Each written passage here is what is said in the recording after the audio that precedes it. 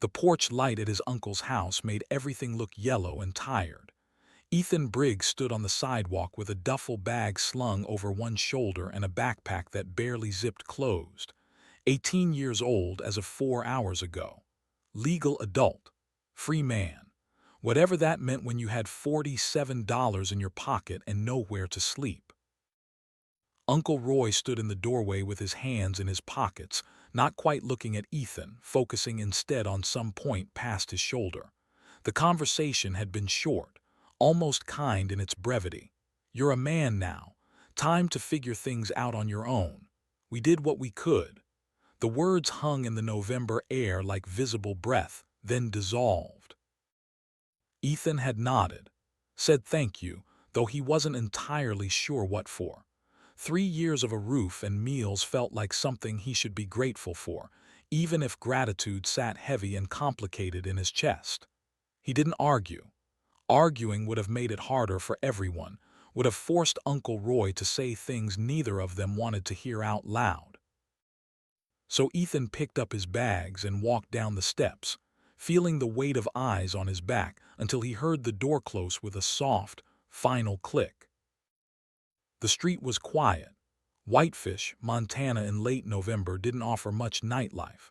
A truck passed slowly, its headlights sweeping across him before moving on. Ethan started walking, not because he had a destination, just because standing still felt like giving up. His boots made small sounds on the pavement. The air carried the smell of wood smoke from someone's fireplace and the sharper bite of coming snow. He thought about his parents then, not in the crushing way that made it hard to breathe, but in the dull, familiar ache that lived permanently in his chest. 3 years since the accident. 3 years since the highway patrol knocked on the door at 10:30 at night. 3 years since the world divided into before and after. Jack and Ann Briggs had been driving back from a job site near Columbia Falls. Jack was a framing carpenter, one of the best in Flathead County, and Ann worked at the credit union downtown. They were good people, honest people, the kind who paid their bills on time and helped neighbors without being asked. The kind of people who shouldn't die on a Tuesday night when a logging truck's brakes failed on Highway 93. Ethan had been 15, old enough to understand death, young enough to believe it happened to other families. The funeral was small. Jack's brother Roy and his wife Linda took Ethan in because someone had to. They had no kids of their own, lived in a modest house on the north side of town, and approached the responsibility with the same reluctant duty they might approach an unexpected tax bill. Necessary, unfortunate, temporary if possible. For 3 years, Ethan lived in their spare bedroom. He went to school, did his homework, stayed out of trouble. He worked part-time at the grocery store bagging items and pushing carts. He saved most of what he earned, though he wasn't sure what he was saving for. College seemed like something that happened to other people. The military was a possibility he hadn't seriously considered. Mostly he just existed, moving through days like someone walking through shallow water, feeling the resistance but never quite drowning. Roy and Linda weren't cruel. They fed him, clothed him, asked about his grades. But there was always a distance, a careful politeness that reminded Ethan he was guest, not son. He understood. They hadn't asked for this. Neither had he. The conversation earlier that evening had been inevitable. Ethan turned 18. The obligation ended. Roy had cleared his throat, looked at his hands, and explained that it was time. Time for Ethan to start his own life. Time to be independent. "We know you can handle it. You're a good kid. You'll figure it out." Ethan had packed his bags while Linda made dinner in the kitchen, the sounds of frying meat and running water filling the silence. He ate with them one last time, meatloaf and mashed potatoes. Linda asked if he had a plan. Ethan said he'd figure something out. Roy mentioned that the hardware store might be hiring. Ethan nodded. Linda put leftovers in a container and handed it to him as he left. Small kindnesses that somehow made it harder. Now he walked through the empty streets of Whitefish with everything he owned. The town looked different at night. smaller, colder. The mountains that surrounded the valley were invisible in the darkness, but Ethan could feel them there, massive and indifferent. He passed the closed storefronts on Central Avenue, the bakery where his mother used to buy cinnamon rolls on Saturdays, the hardware store where his father had accounts, the credit union where his mother's nameplate probably still sat on an empty desk. He kept walking until his legs ached, until the downtown gave way to the highway, until the lights became sparse. The Greyhound station sat at the edge of town, a small building with fluorescent lights that buzzed and flickered. A few people waited inside on plastic chairs, looking at phones or staring at nothing. Ethan found a corner seat and dropped his bags. The warmth felt good. He could stay here for a while. A clerk behind the counter glanced at him, then away. No one asked questions. That was the thing about bus stations. Everyone was either leaving or waiting to leave. No one belonged there, which meant everyone did. Ethan closed his eyes. He could sleep sitting up. He'd done it before, but sleep didn't come. His mind kept circling back to the house, to Roy's uncomfortable posture in the doorway, to Linda's careful kindness with the leftovers. He thought about his father's hands, thick and scarred from years of carpentry work, always moving, always building. He thought about his mother's laugh, bright and unexpected. He thought about the truck on Highway 93 and how quickly everything could end. The night stretched long and cold. People came and went.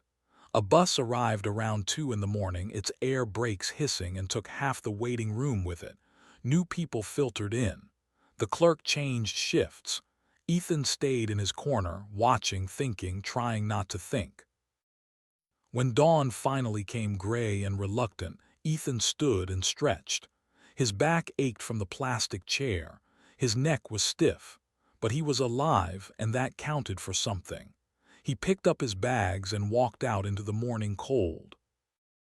The first week blurred together like something seen through dirty glass. Ethan found work where he could. A gas station needed someone to sweep floors and clean bathrooms. 4 hours, cash payment, no questions asked. A diner on the south end of town let him wash dishes in exchange for meals. He learned to make himself small, useful, invisible. He learned which places let you use the bathroom without buying anything, and which parking lots the police didn't patrol at night. He slept in his truck the first night before remembering he didn't have a truck. He'd been thinking of his father's old Ford, long since sold to pay funeral expenses. That first night he slept behind the grocery store where he used to work, curled up between dumpsters that blocked the wind. It smelled like rotting produce and cardboard, but it was better than the open street. A stock clerk found him in the morning and didn't say anything, just looked away and kept walking. The second night, a cook at the diner saw him hanging around after closing. The man was older, maybe 50, with the tired eyes of someone who'd seen plenty. He asked if Ethan had a place to stay. Ethan said he was figuring it out. The cook nodded slowly, then handed him keys to an old pickup parked out back. "You can sleep in the cab tonight. Bring the keys back in the morning. Don't make me regret this." Ethan took the keys, slept in the truck, and returned them at 6 a.m. Before the morning shift started. The cook took them without comment, but the next night the truck was unlocked with a blanket folded on the seat. On the third day, Ethan found himself standing outside Mackey's Hardware and Lumber. The building sat on the east side of town, a large metal structure with stacks of lumber under covered awnings and pallets of supplies visible through chain-link fencing. A sign out front advertised help wanted, general labor, inquire inside. Ethan pushed through the front door. The smell hit him immediately. Sawdust and paint thinner and machine oil. The smell of his father's clothes when he came home from job sites. The smell of childhood, of being small and watching his dad measure boards, of learning to hold a hammer properly, of building a birdhouse that fell apart the first time it rained. The interior was organized chaos. Aisles of tools and fasteners and building materials stretched toward the back. A few customers browsed slowly. Behind the main counter stood a man who looked like he'd been carved from the same wood he sold. 60-something, gray hair cropped short, face weathered and impassive. He watched Ethan approach with eyes that missed nothing. Ethan asked about the job. The man, who introduced himself only as Lloyd, looked him up and down with the thorough assessment of someone evaluating lumber for knots and warping. He asked 3 questions. Can you lift 50 pounds? Can you follow instructions? Can you show up on time? Ethan answered yes to all 3. Lloyd nodded once. Be here tomorrow at 7. You'll stack lumber and load trucks. $8 an hour. You screw up, you're gone. No second chances. Ethan showed up the next morning at 6:50. Lloyd was already there, unlocking the gates, moving with the efficient economy of someone who'd done the same routine for decades. He handed Ethan work gloves and pointed to a delivery truck backing into the yard. Unload that. Stack it straight. Don't let the boards touch the ground. The work was hard and repetitive. Each board had to be inspected, sorted by length and grade, then stacked in the appropriate section. Ethan's shoulders burned by hour 2, his hands cramped by hour 4. But he kept moving, kept working, kept his mouth shut.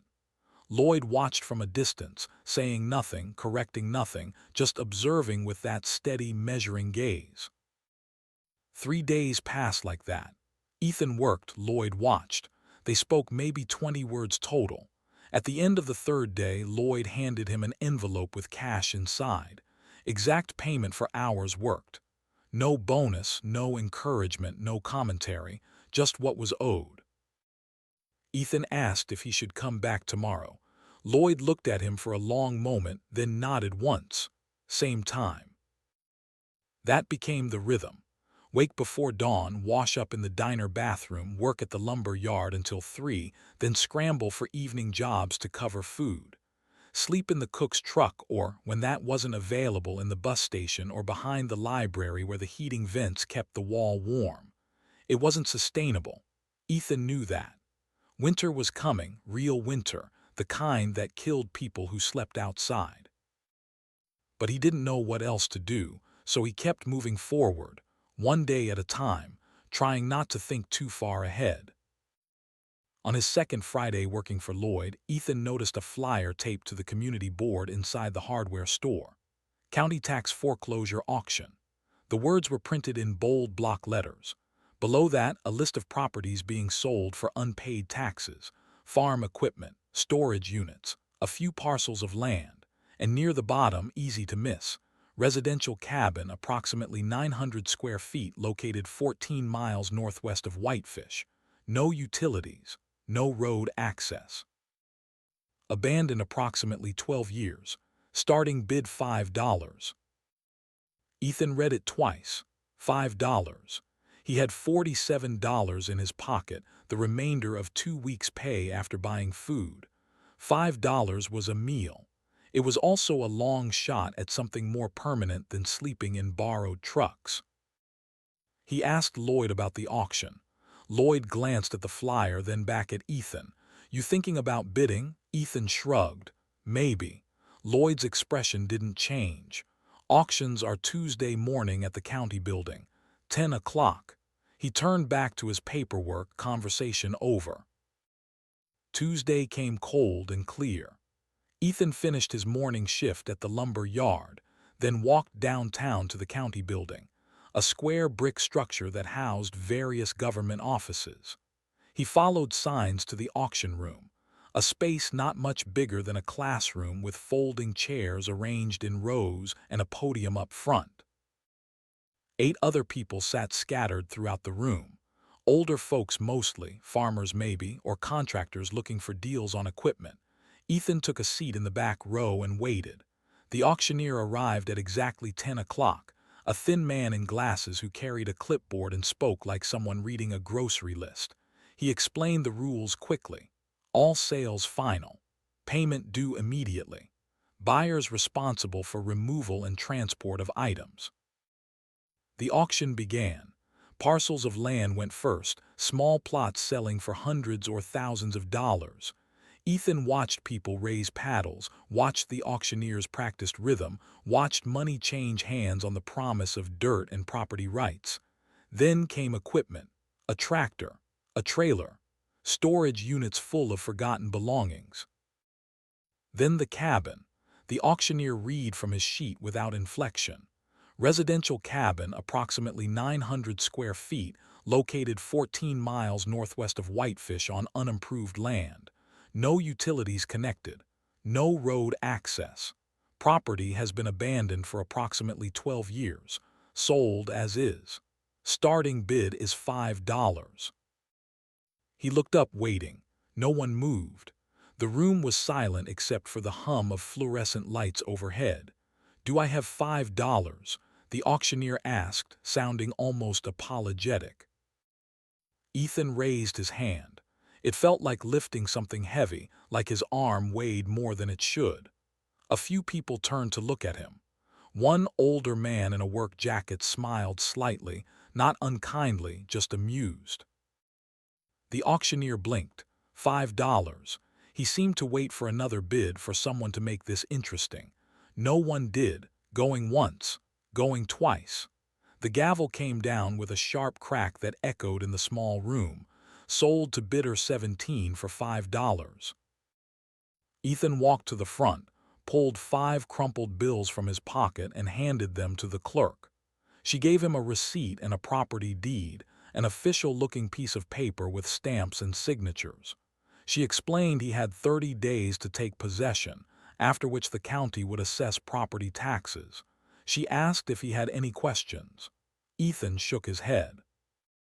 She told him the approximate location, gave him a map with an X marked in what looked like empty forest, and wished him luck in a tone that suggested he'd need it.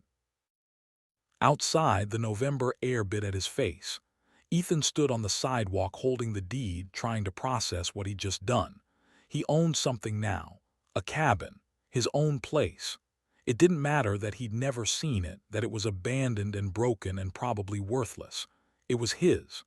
For the first time since his parents died, he owned something more substantial than the clothes on his back. Lloyd was locking up the lumber yard when Ethan returned. The older man glanced at the paper in Ethan's hand. "You bought the cabin, it wasn't a question." Ethan nodded. Lloyd's expression remained neutral. "You know where it is?" Ethan showed him the map. Lloyd studied it for a moment, then handed it back. "That's rough country. No road in the last 6 miles. You'll be walking." Ethan had figured as much. He asked if Lloyd knew anything about the property. Lloyd shook his head slowly. "Been abandoned a long time, probably falling apart, but it's shelter. Better than nothing."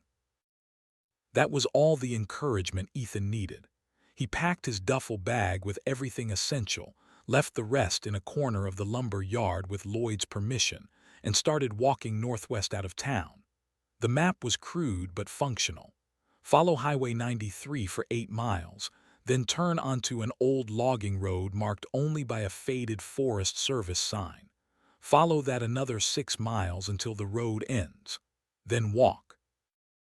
The November sun set early, turning the sky orange and purple behind the mountains. Ethan walked steadily, boots crunching on gravel, breath steaming in the cold air. Traffic passed occasionally, trucks mostly, headlights cutting through the gathering dusk. No one stopped. No one slowed down. He was alone with the sound of his own footsteps and the distant calls of ravens settling in for the night. The logging road turnoff appeared exactly where the map indicated. The pavement ended, giving way to rutted dirt packed hard by years of logging trucks and weather.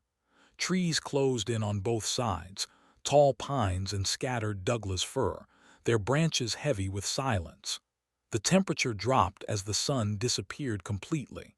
Ethan pulled his jacket tighter and kept walking. 6 miles on a logging road felt longer than 6 miles on pavement. The ruts threatened to turn ankles. Branches reached across the path, catching on clothes and skin.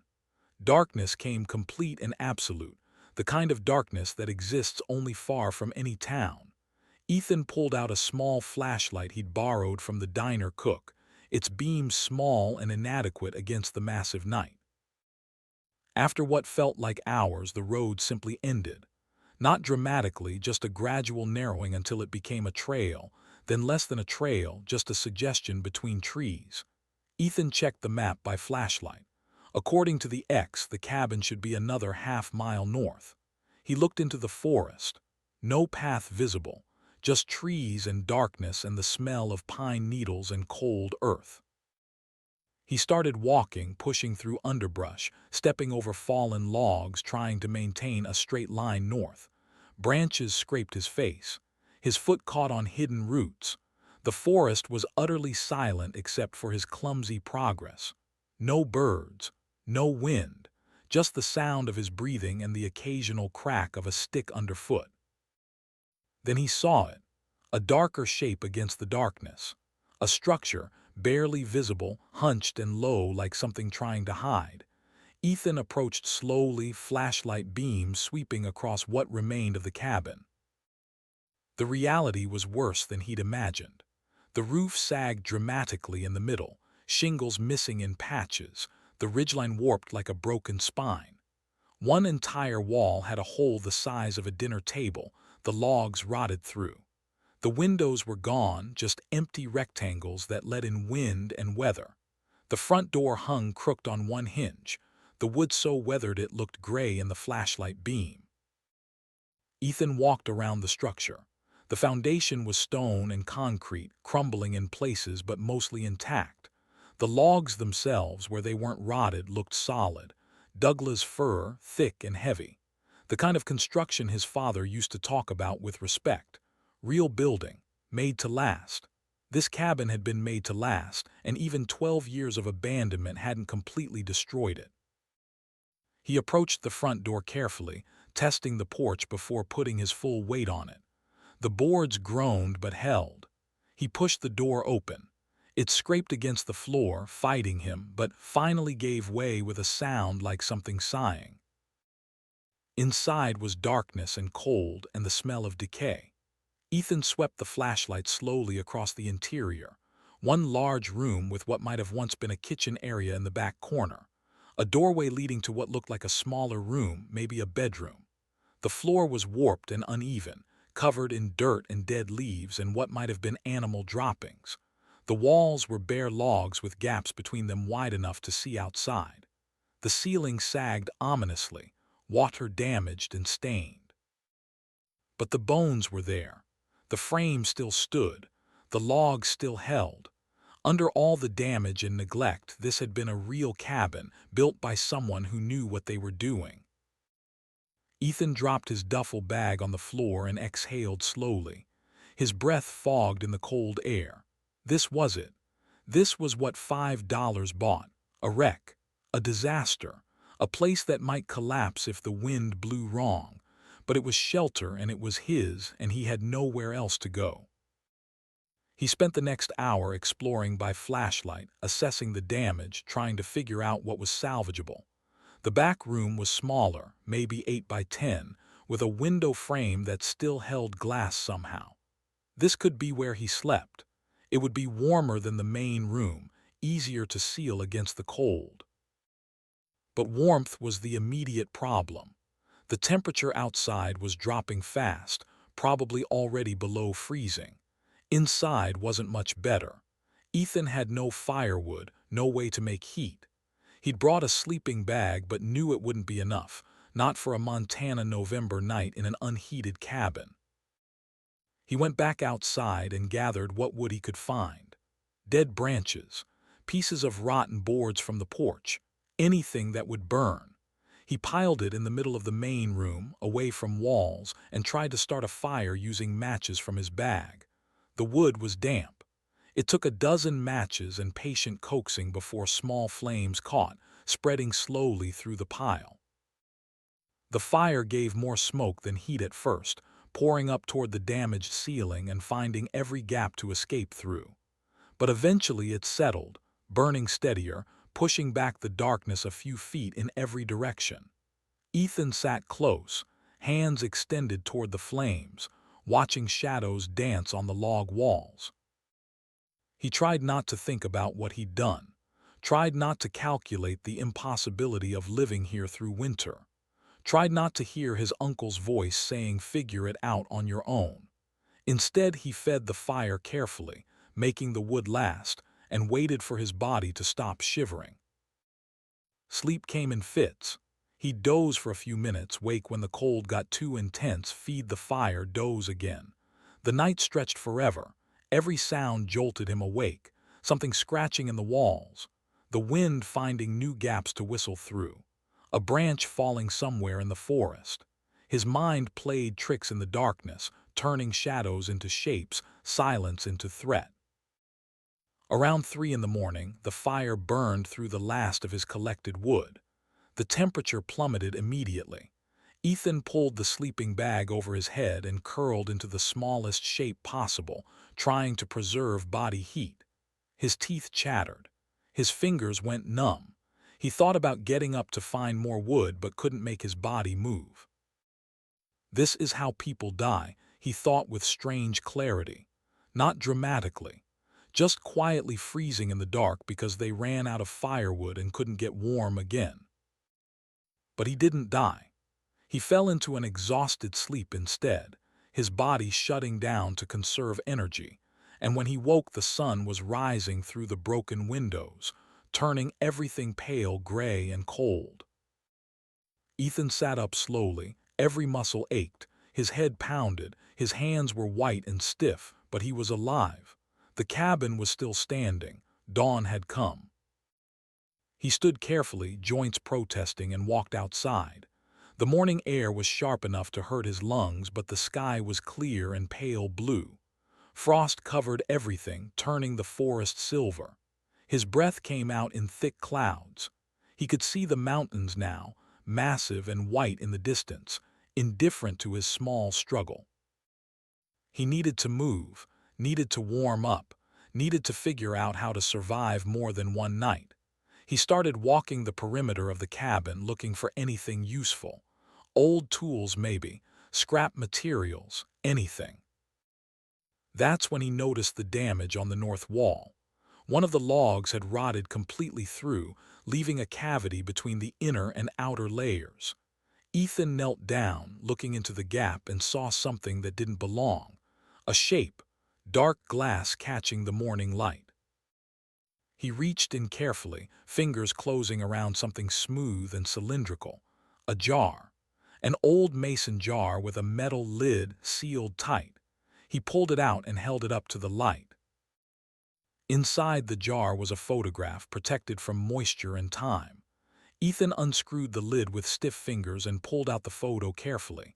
It was black and white, bent slightly with age but intact. The image showed a man standing in front of a cabin. This cabin. But the cabin in the photo looked new, whole, the logs still golden, the roof straight and strong. The man was young, maybe mid-20s, wearing work clothes and a confident smile. He held a hammer in one hand and had the other raised in a casual wave toward the camera. Behind him, the cabin stood complete and proud. Ethan turned the photo over. Written on the back in faded pencil, Jack Briggs, first day framing the Mackenzie cabin, June 1987. The world stopped. Ethan read the words again, certain he'd misunderstood, but the handwriting was clear. Jack Briggs, his father's name. His father's writing, the same slanted script Ethan had seen on shopping lists and birthday cards, and the note his father left on the refrigerator the morning of the accident. His father had built this cabin. 35 years ago, before Ethan was born, Jack Briggs had stood in this exact spot and framed these walls and set this roof. This pile of rotting lumber had once been his father's work, his father's pride, his father's skill made manifest in wood and nails. Ethan sank down slowly until he was sitting in the frost-covered dirt, photo clutched in both hands. He stared at his father's young face, at the smile he barely remembered, at the cabin that stood whole and strong behind him. All those years, all those lessons about measuring twice and cutting once, All those afternoons watching his father work, learning to hold tools properly, understanding that carpentry was about more than just building. It was about creating something that lasted, something that sheltered, something that mattered. And now Ethan sat in the ruins of that something, cold and alone and completely unprepared, holding proof that his father had been here first. The photograph trembled in his hands, not from cold, from something else, something that felt like grief and hope mixed together, sharp and bright and impossible to look at directly. His father had built this cabin with young hands and confidence and skill. Ethan had bought it back with $5 and desperation, and no idea what he was doing. The symmetry felt intentional, like the universe was asking him a question he didn't know how to answer. The sun climbed higher, melting frost, bringing no warmth. Ethan stayed sitting in the dirt, looking at the photo, looking at the cabin, trying to understand what it meant that these two things had found each other again after so many years. Finally he stood. His legs were stiff and his hands shook, but he stood. He put the photograph carefully back in the jar, screwed the lid tight, and set it on what remained of the porch. Then he looked at the cabin, really looked at it, not at the damage or the decay, but at the structure underneath. The frame his father built, the foundation his father laid, the work his father did when he was young and strong and alive. If this cabin could stand for 35 years abandoned in the Montana wilderness, maybe it could stand a while longer. Maybe it could be fixed. Maybe broken things could be made whole again. Ethan didn't know if he believed that. But standing there in the November cold, holding the memory of his father's smile, he decided to try anyway. He started by gathering more firewood. The work started the way most things worth doing start, badly. Ethan spent the first morning after finding his father's photograph trying to seal the largest hole in the north wall. He gathered what scrap wood he could find in the surrounding forest, pieces of fallen branches still solid enough to work with, and tried to remember everything his father had taught him about carpentry. Measure twice, cut once. Keep your cuts square. Respect the grain of the wood. The problem was that memory and skill weren't the same thing. Ethan measured a board 3 times and still cut it 2 inches too short. He tried to nail a crossbeam and split the wood because he'd angled the nail wrong. His hands, already raw from gathering firewood, blistered within the first hour. By noon, he'd accomplished almost nothing except wasting 3 good pieces of wood and driving 7 bent nails into boards that would have to be pulled out and discarded. He sat on the broken porch steps and looked at his hands. Blood seeped from a split blister on his right palm. His thumb was purple where he'd hit it with a hammer. His shoulders ached from swinging tools his body wasn't conditioned for. And the cabin looked exactly the same as it had that morning. Broken, cold, impossible. But quitting meant walking away, and walking away meant sleeping in borrowed trucks and bus stations for another Montana winter. So Ethan stood up, wrapped his bleeding hand in a torn piece of shirt, and tried again. The days fell into a rhythm born of necessity. Wake before dawn in the small back room where he'd managed to seal most of the gaps. Eat whatever food remained, usually oatmeal mixed with snow melt water. Work on the cabin until his body gave out or the light failed. Then make the long walk into Whitefish to scavenge for work, for materials, for anything that might help. The 14-mile walk became routine. The first few miles followed the overgrown trail back to where the logging road ended. Then 6 miles of rutted dirt road through forest that grew darker and more silent as winter deepened. Finally, the last 8 miles on the highway shoulder, trucks passing close enough to feel the wind displacement, drivers who never looked at the lone figure walking in the cold. Work in town was sporadic and hard to find. Ethan washed dishes at the diner for 4 hours and got paid in cash and leftover food. He helped unload delivery trucks behind the grocery store for $10 and a bag of damaged produce. He shoveled snow from parking lots for whatever people felt like paying. Some days he made $20. Some days he made nothing. But he kept showing up at Mackey's Hardware and Lumber. Lloyd never offered more hours or better pay. $8 an hour for stacking lumber and loading trucks, no more, no less. But the work was steady, and Lloyd was particular about how things should be done. Ethan watched the way the older man measured cuts, the way he checked boards for straightness, the way he handled tools with casual precision that came from decades of repetition. Lloyd rarely spoke. When he did, his words were functional. Stack those by length. Separate the warped ones. Don't let the clean lumber touch the ground. There was no praise, no criticism, just expectation that the work would be done right. Ethan learned more from watching Lloyd's hands than from any instruction manual.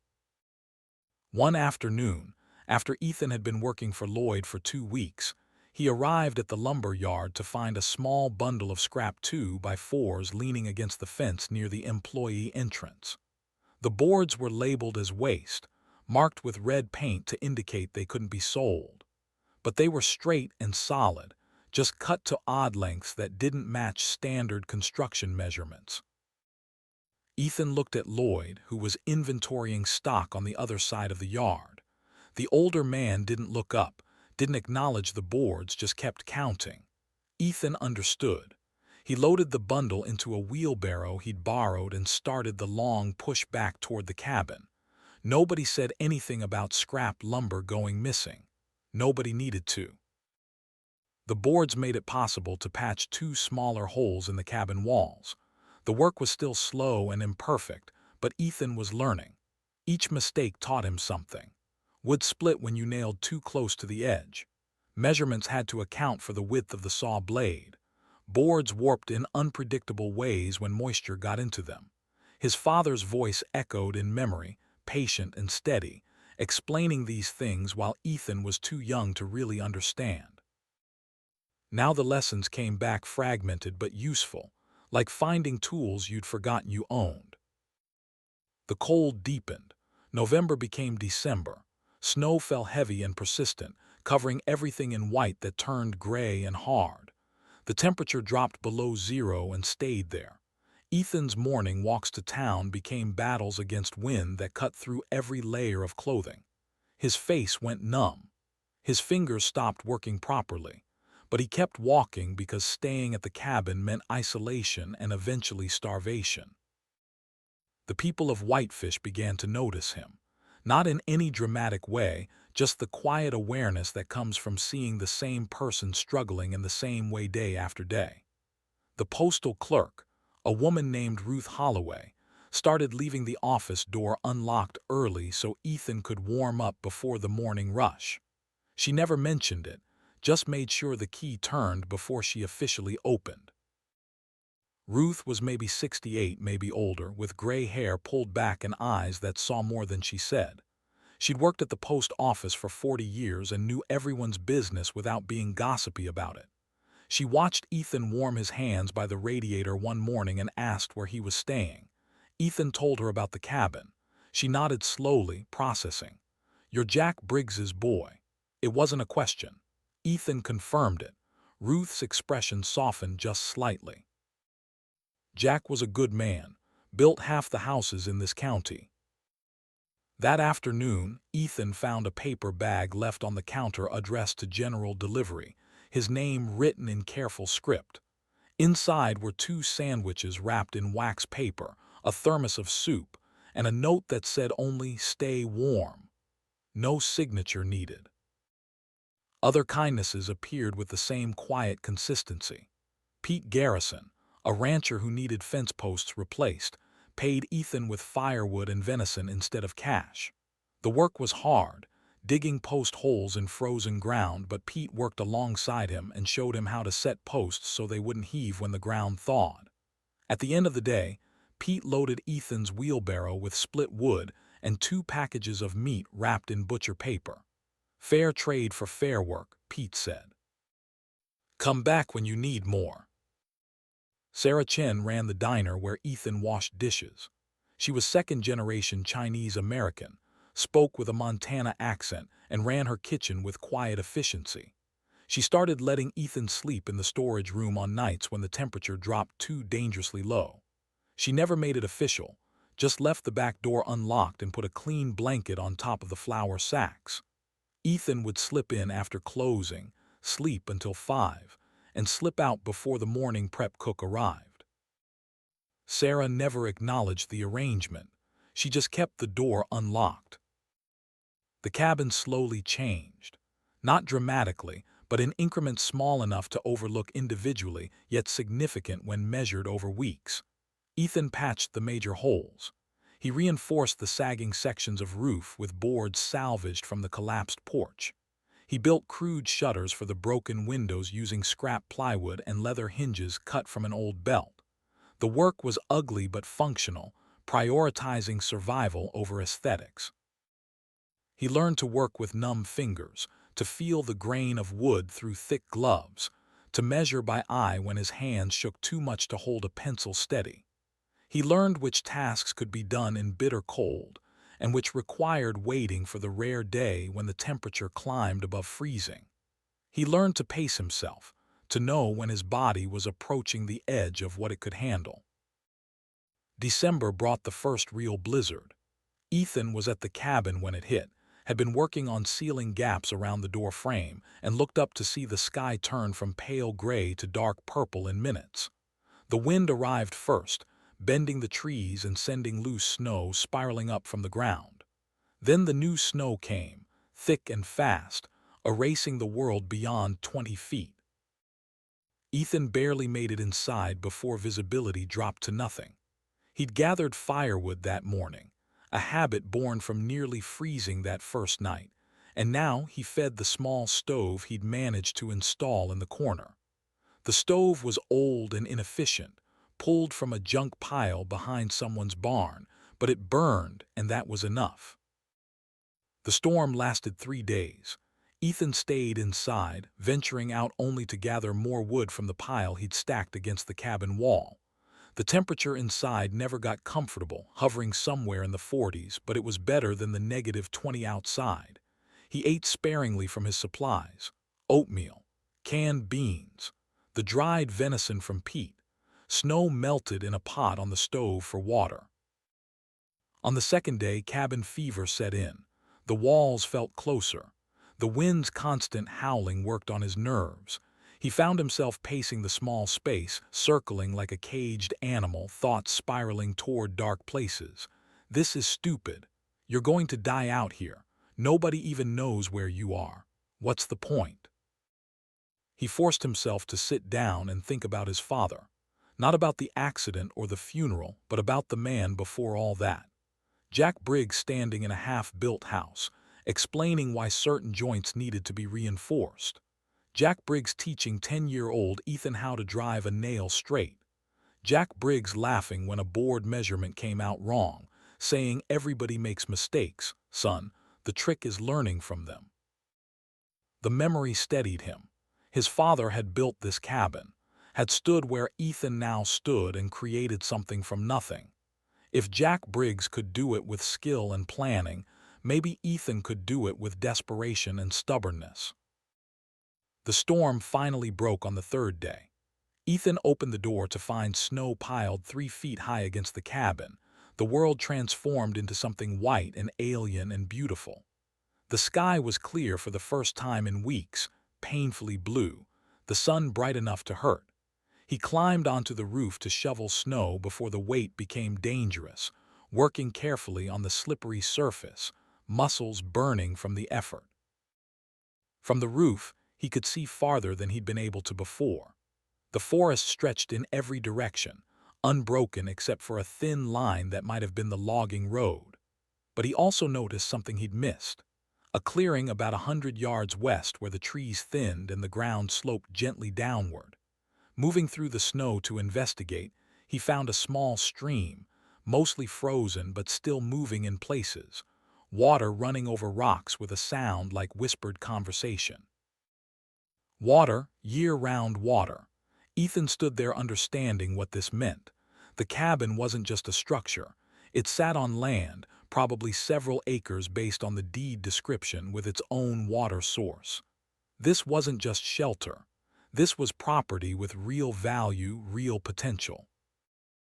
He thought about his father choosing this location.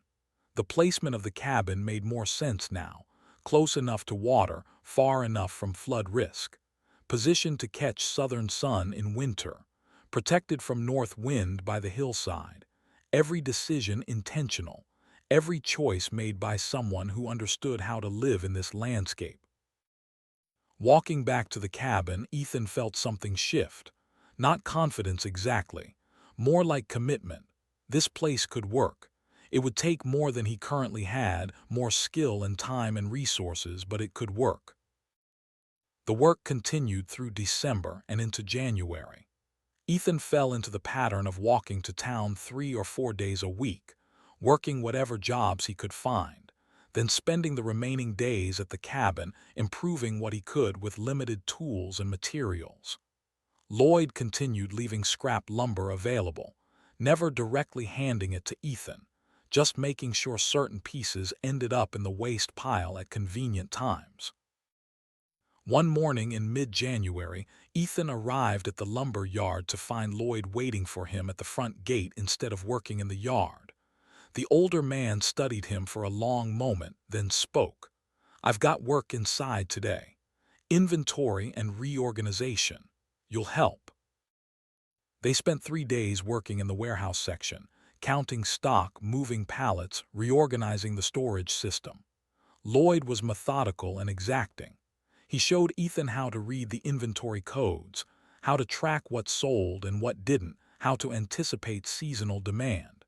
He explained the business side of lumber, which species worked for which applications, how to grade quality, where the profit margins lived. Ethan worked hard and asked few questions. On the third day, Lloyd handed him an envelope at the end of shift. Inside was payment for 3 days' work plus an extra $50. Ethan tried to give the extra back. Lloyd waved him off. "You earned it." Then he said something that sounded casual but wasn't. "Your father worked for me one summer. Long time ago. 1987. Best carpenter I ever employed." Ethan went very still. Lloyd continued, not looking at him, focused on locking the warehouse door. "We built a cabin together that year.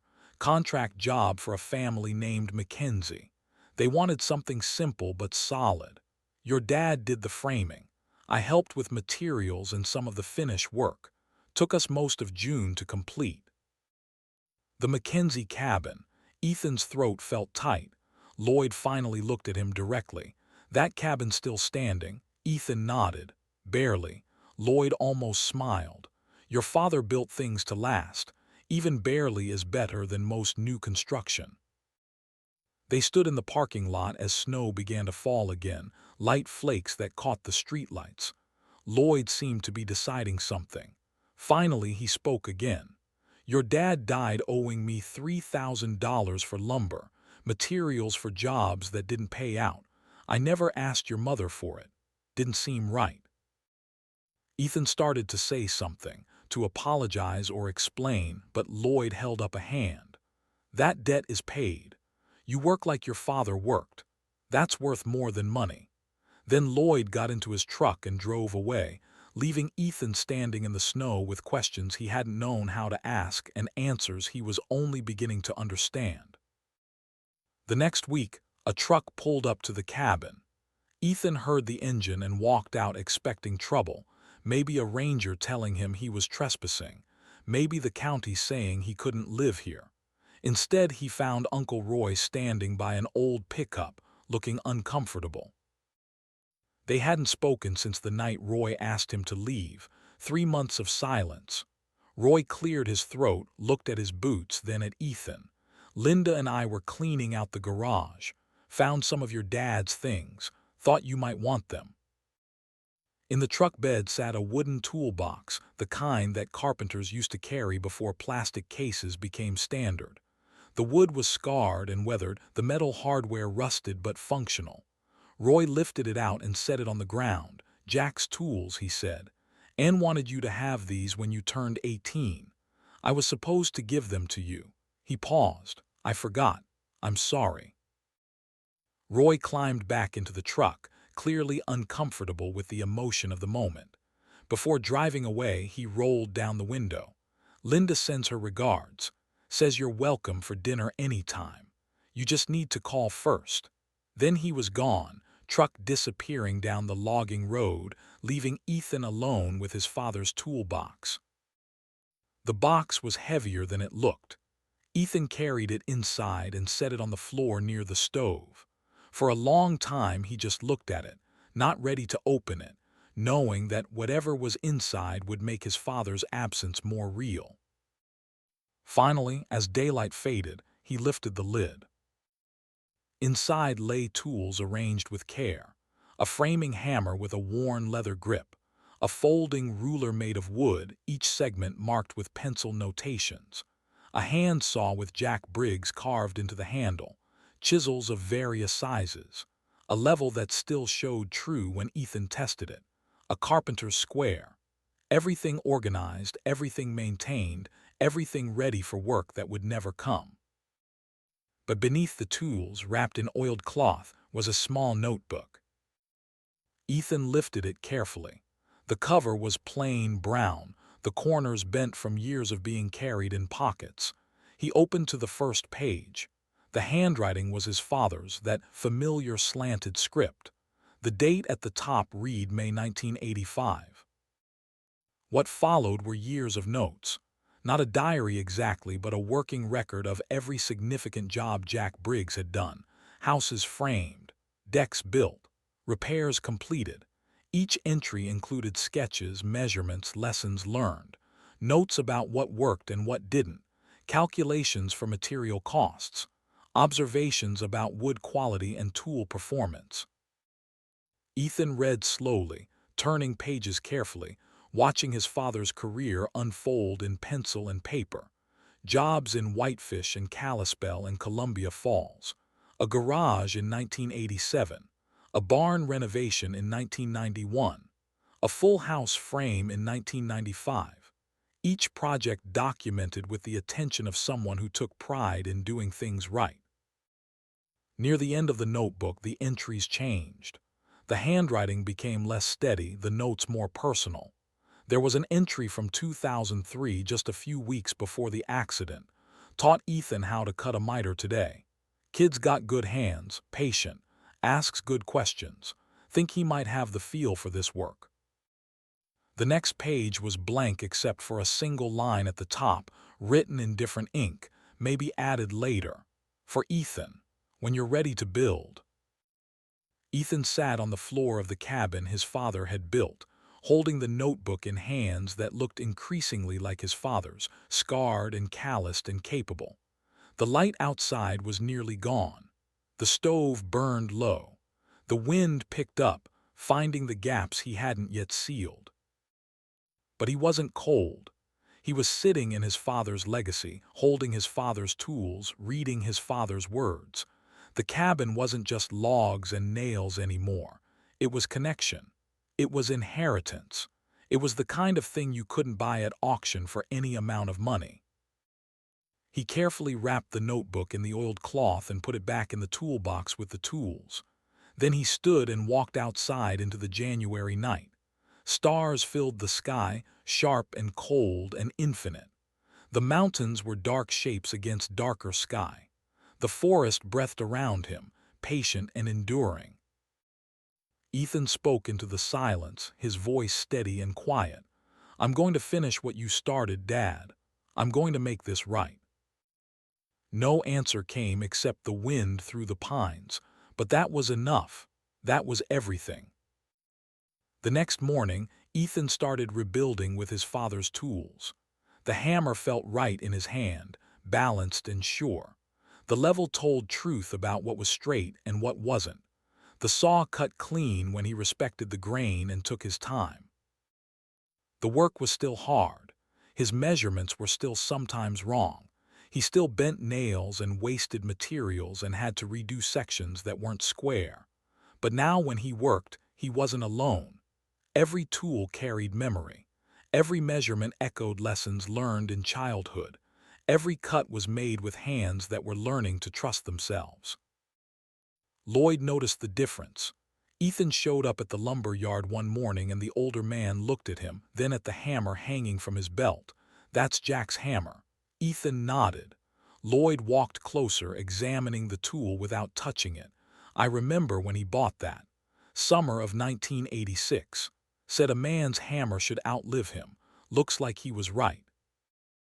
They worked in silence for a while, loading a customer's truck with 2x6s. When the customer drove away, Lloyd spoke again, his voice carrying weight. "I need to tell you something. About your father and me and that cabin." They sat on the tailgate of Lloyd's truck. The older man stared at his hands, gathering words. "Jack and I were best friends, met in high school. Both of us ended up in the trades. He was always better at the detail work, the finishing. I was better at the business side. We talked about partnering up someday, starting our own construction company." Lloyd paused, the silence stretching. "That cabin we built in '87, the Mackenzie place, that was supposed to be our prototype, our proof of concept. We were going to use it to show people what we could do together. Quality work at fair prices." "What happened?" Ethan asked quietly. Lloyd's jaw tightened. "The Mackenzies couldn't pay. Job went bad. They'd overextended on the land purchase and didn't have cash for the build. We finished the cabin anyway because we'd given our word. But it nearly bankrupted both of us.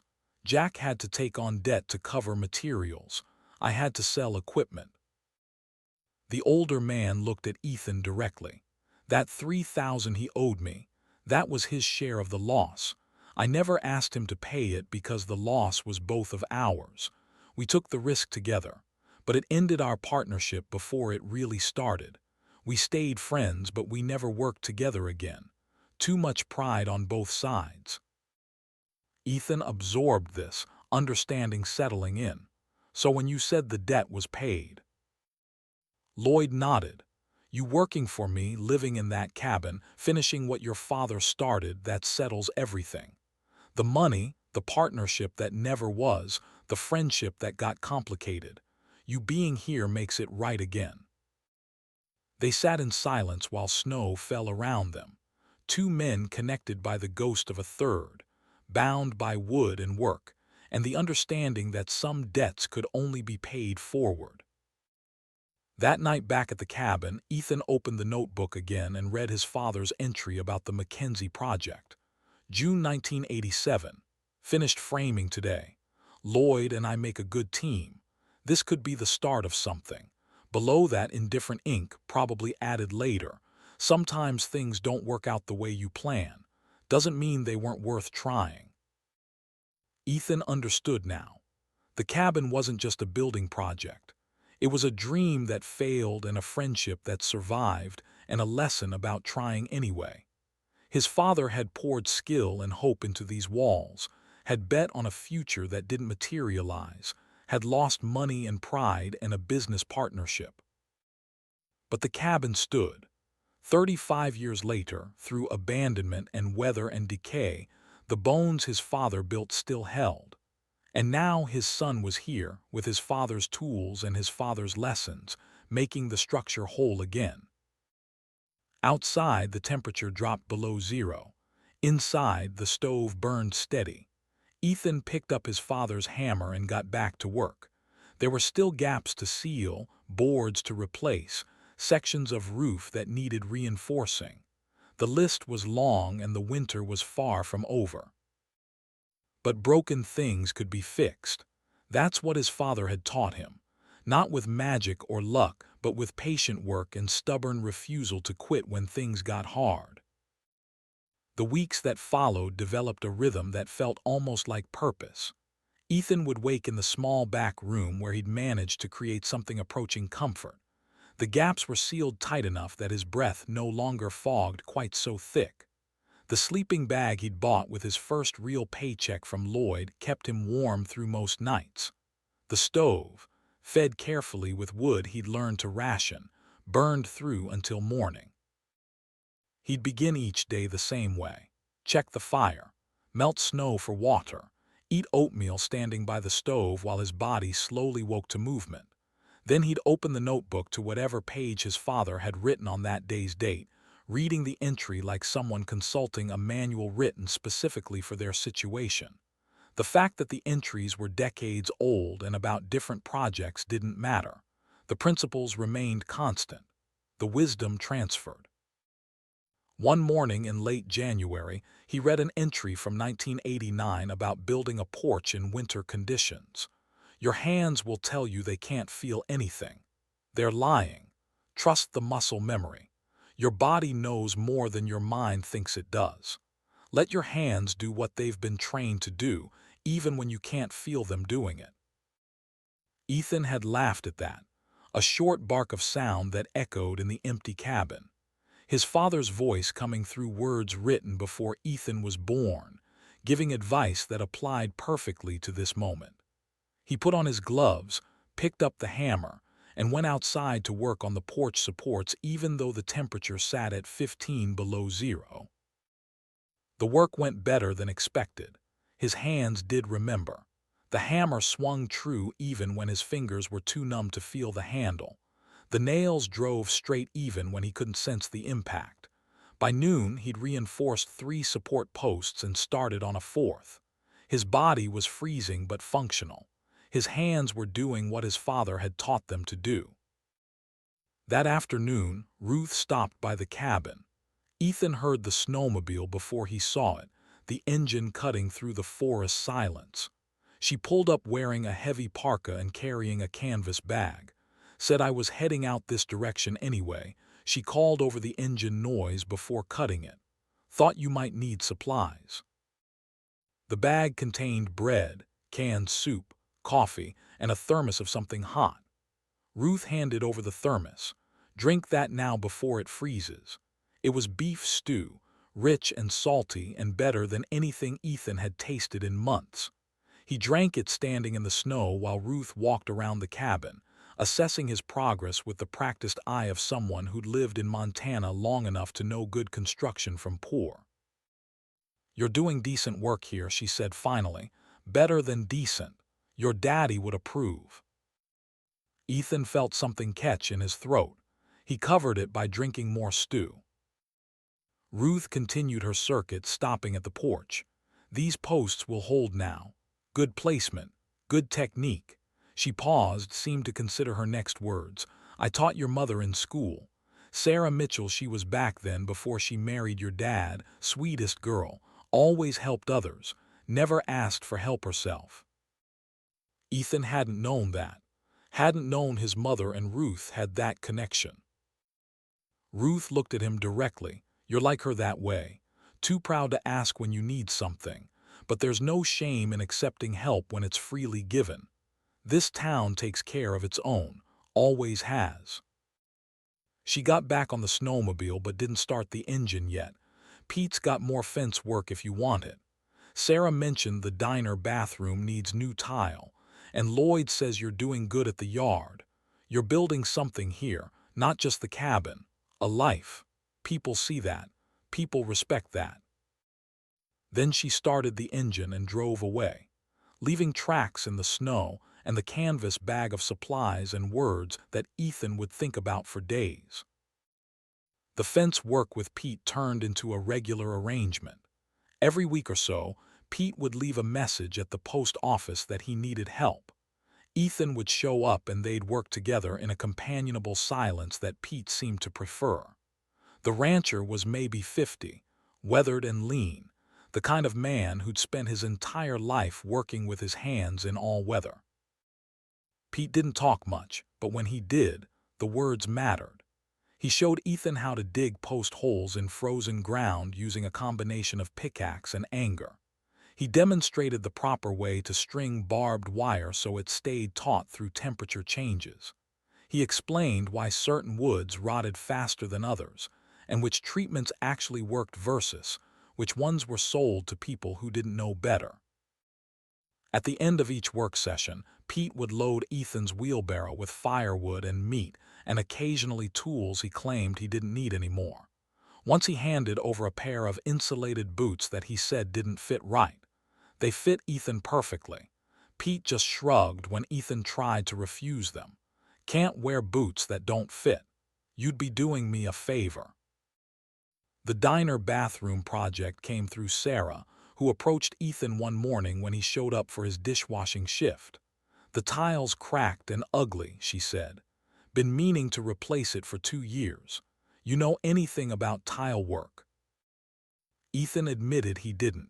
Sarah nodded as if she'd expected that answer. Well, you're going to learn. I'll pay you $12 an hour plus meals. You work careful and don't rush. Deal. He spent 4 days on his knees in that tiny bathroom, pulling out old tile, prepping the walls, learning how to mix thin-set mortar and butter tiles and get the spacing even.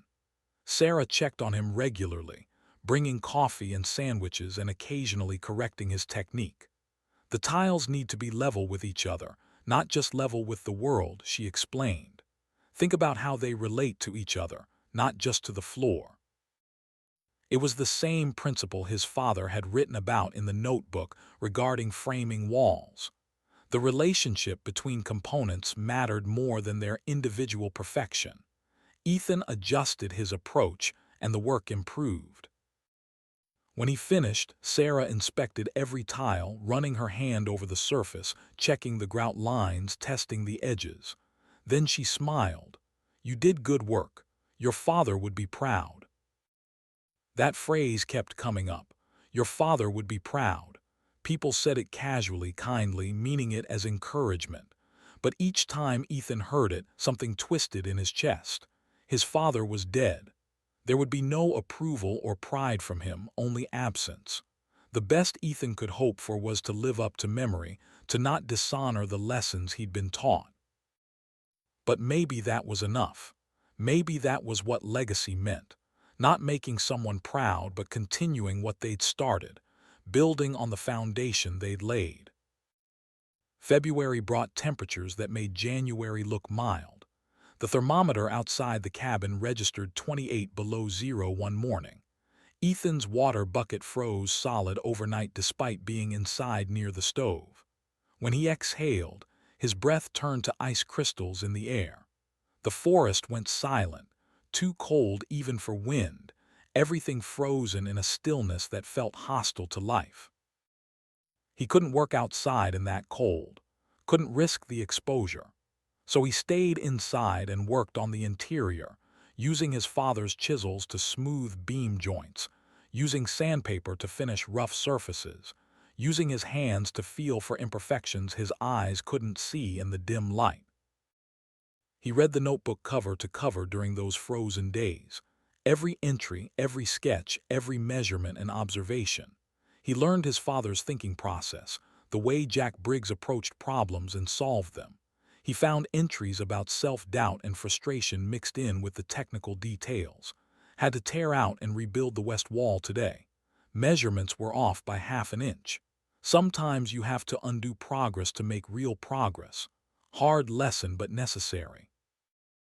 That entry was from 1991, when Ethan was 2 years old. His father struggling with the same challenges Ethan faced now. Making mistakes, fixing them, learning. It made Jack Briggs more human, more accessible.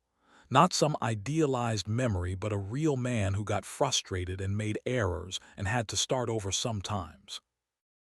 Ethan found himself talking to the notebook, responding to entries as if his father could hear. Yeah, I get it now. Measurements matter. I wasted 3 boards yesterday because I was rushing. Won't make that mistake again. The one-sided conversation felt less lonely than silence. The cold snap broke after 5 days, the temperature climbing back to an almost reasonable 10 below. Ethan went back outside and found that frost had done unexpected damage. 2 boards he'd installed on the north wall had contracted so much they'd pulled away from their joints. He'd have to remove and replace them, losing progress he'd made weeks ago. He stood looking at the failed work, feeling the weight of setback, fighting the urge to just walk away from all of it. Then he remembered his father's words from the notebook. Sometimes you have to undo progress to make real progress. So he pulled out the boards, examined what had gone wrong, adjusted his approach, and reinstalled them properly. The work took half a day. But when he finished, he understood something new about how wood behaved in extreme cold, knowledge he'd use on every project going forward. That night, sitting by the stove, he added his own entry to the notebook, used his father's pencil, wrote in the margins of a blank page near the back. February 16. Learned that wood needs room to contract in extreme cold. Frost can be as destructive as rot. Had to undo work to make it right. Hard lesson but necessary. The words felt inadequate but honest.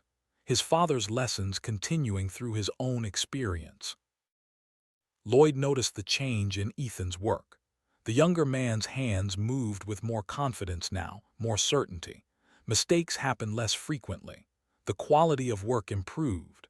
Lloyd didn't comment on it directly, but he started giving Ethan more responsibility at the lumber yard. Let him handle customer orders. Taught him how to calculate board feet and estimate material costs. Showed him how to read construction plans and translate them into supply lists. One afternoon, Lloyd handed Ethan a set of plans for a small addition someone wanted built.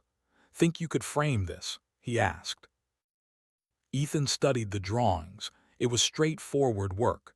A 12 by 16 addition with a simple roof line. Nothing fancy but requiring precision. He looked up at Lloyd. "I think so." Lloyd nodded. "Customer wants it done in March when the weather breaks. Job pays $800 for materials and labor. You frame it, I'll supply the lumber at cost. You keep the profit." It was the first real opportunity Ethan had been offered. Not charity, not odd jobs, a legitimate construction contract with his name on it. He felt the weight of responsibility and possibility pressing down equally. "What if I screw it up?" "Then you fix it," Lloyd said simply. "Same as anything else. You measure twice, cut once, and if something goes wrong, you make it right. That's all anyone can do." Ethan accepted the job. Spent the next 2 weeks studying the plans, making notes, consulting his father's notebook for relevant techniques. He calculated and recalculated measurements, drew his own sketches, planned every step of the process from foundation to roof. When March arrived and the snow finally began to melt, Ethan started the framing job with hands that were ready. He worked carefully and methodically, checking each measurement 3 times, making sure every joint was square, every board true.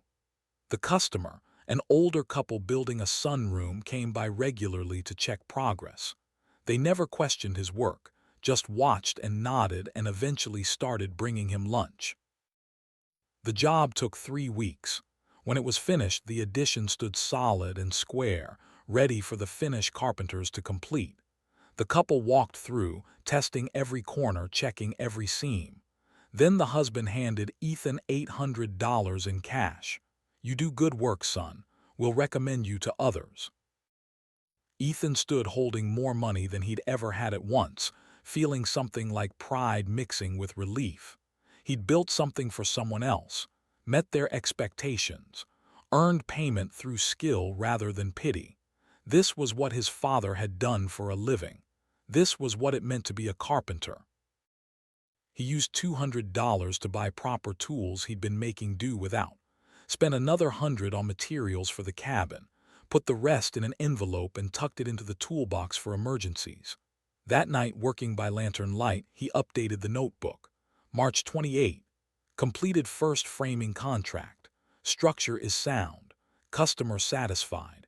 Starting to understand what Dad meant about taking pride in work well done. April brought thaw and mud and the slow greening of the forest. The snow melted in patches, revealing the ground beneath in stages. The stream near the cabin swelled with runoff, running fast and loud. Ethan could hear it from inside, a constant background music that spoke of seasons changing. The cabin looked different in spring light. The repairs he'd made showed clearly now, new wood against old, his work visible next to his father's. The structure stood solid, no longer on the verge of collapse. The roof held without sagging. The walls kept out wind and rain. It wasn't beautiful, not yet, but it was becoming whole. People in town noticed the transformation too.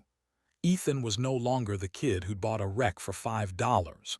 He was the young carpenter living in the woods, building a reputation for careful work and honest dealing. More jobs came his way. Small projects mostly, repairs and additions, the kind of work that wouldn't make anyone rich but paid steady and built goodwill. He developed a pattern: work 3 or 4 days a week on paying jobs, spend the other days improving the cabin, walk to town less frequently now that he'd saved enough to buy an old bicycle from Pete. The 14 miles became manageable on 2 wheels, the journey taking less than 2 hours on good days. Ruth hired him to rebuild her front steps. Pete contracted him to build a new equipment shed. Sarah asked him to frame out a storage addition behind the diner. Each job taught him something new. Each satisfied customer led to another referral. His name started circulating in the small network of people who needed things built or fixed. Through all of it, Lloyd remained a steady presence. Not hovering, not directing, just available when Ethan needed advice or materials or someone to tell him he wasn't crazy for living in the woods and trying to make a carpenter's life work at 19 years old. One evening in late April, Lloyd invited Ethan to his house for dinner. It was unexpected.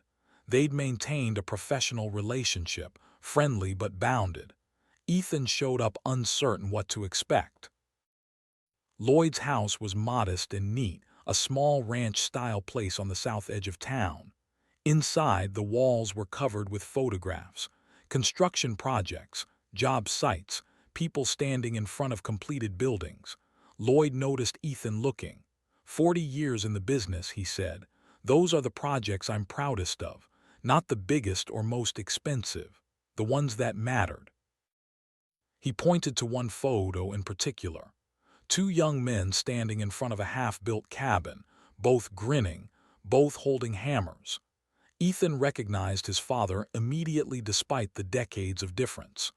Jack looked happy and confident and alive in a way that made Ethan's chest ache. "That was us building the Mackenzie place," Lloyd said quietly. "Best summer of my life. We thought we were building an empire. Turned out we were just building a cabin. But it was a damn good cabin." They ate dinner with few words. Pot roast and potatoes, simple food cooked well. Afterward, Lloyd led Ethan to a workshop behind the house. Inside were tools and lumber and the organized chaos of someone who worked with their hands professionally. Lloyd pulled out a set of blueprints and spread them on the workbench. "I've been thinking," he said, "about partnerships and second chances, about finishing what got started." He looked at Ethan directly. "You're a good carpenter, getting better every day. You work honest and you don't cut corners. Those are rare qualities." He tapped the blueprints. "There's work in this county for people who do things right. More than one person can handle alone. I'm getting older, not ready to retire but ready to share the load." He paused, making sure Ethan understood. "I'm offering you a partnership, not charity, a real business arrangement. You and me taking on bigger projects, building the company your father and I never got to build." Ethan stared at the blueprints without seeing them. A partnership, a real future in this work, not just surviving day to day but building something sustainable. It was more than he'd imagined possible 6 months ago when he'd been sleeping in bus stations. "I don't have anything to invest," he said quietly. "No capital." Lloyd shook his head. "You've got skill and you've got drive, that's capital enough. We'll start small, build the reputation. The money will follow if we do good work." He extended his hand. "What do you say?" Ethan looked at the offered hand, then at the photograph of his father on the wall behind Lloyd. Jack Briggs smiling in the sunshine, building something that would last. Ethan thought about the cabin, about the notebook, about the tools he used every day, about legacy and second chances and finishing what others had started. He shook Lloyd's hand. The grip was firm and weathered and steady, like shaking hands with the future and the past at the same time. "Deal," Ethan said. Outside, spring night settled over Whitefish. Stars emerged one by one. The air carried the smell of wet earth and pine and possibility. Somewhere in the forest, the cabin his father built waited. The cabin Ethan had brought back from the edge of collapse. The cabin that was becoming home. He pedaled back through the darkness, the bicycle's headlight cutting a small path through the night. His legs were tired and his hands ached, and his back complained from the day's work. But he felt something he hadn't felt in years. Something that might have been hope or might have been purpose or might just have been the satisfaction of knowing that tomorrow held promise instead of just more struggle.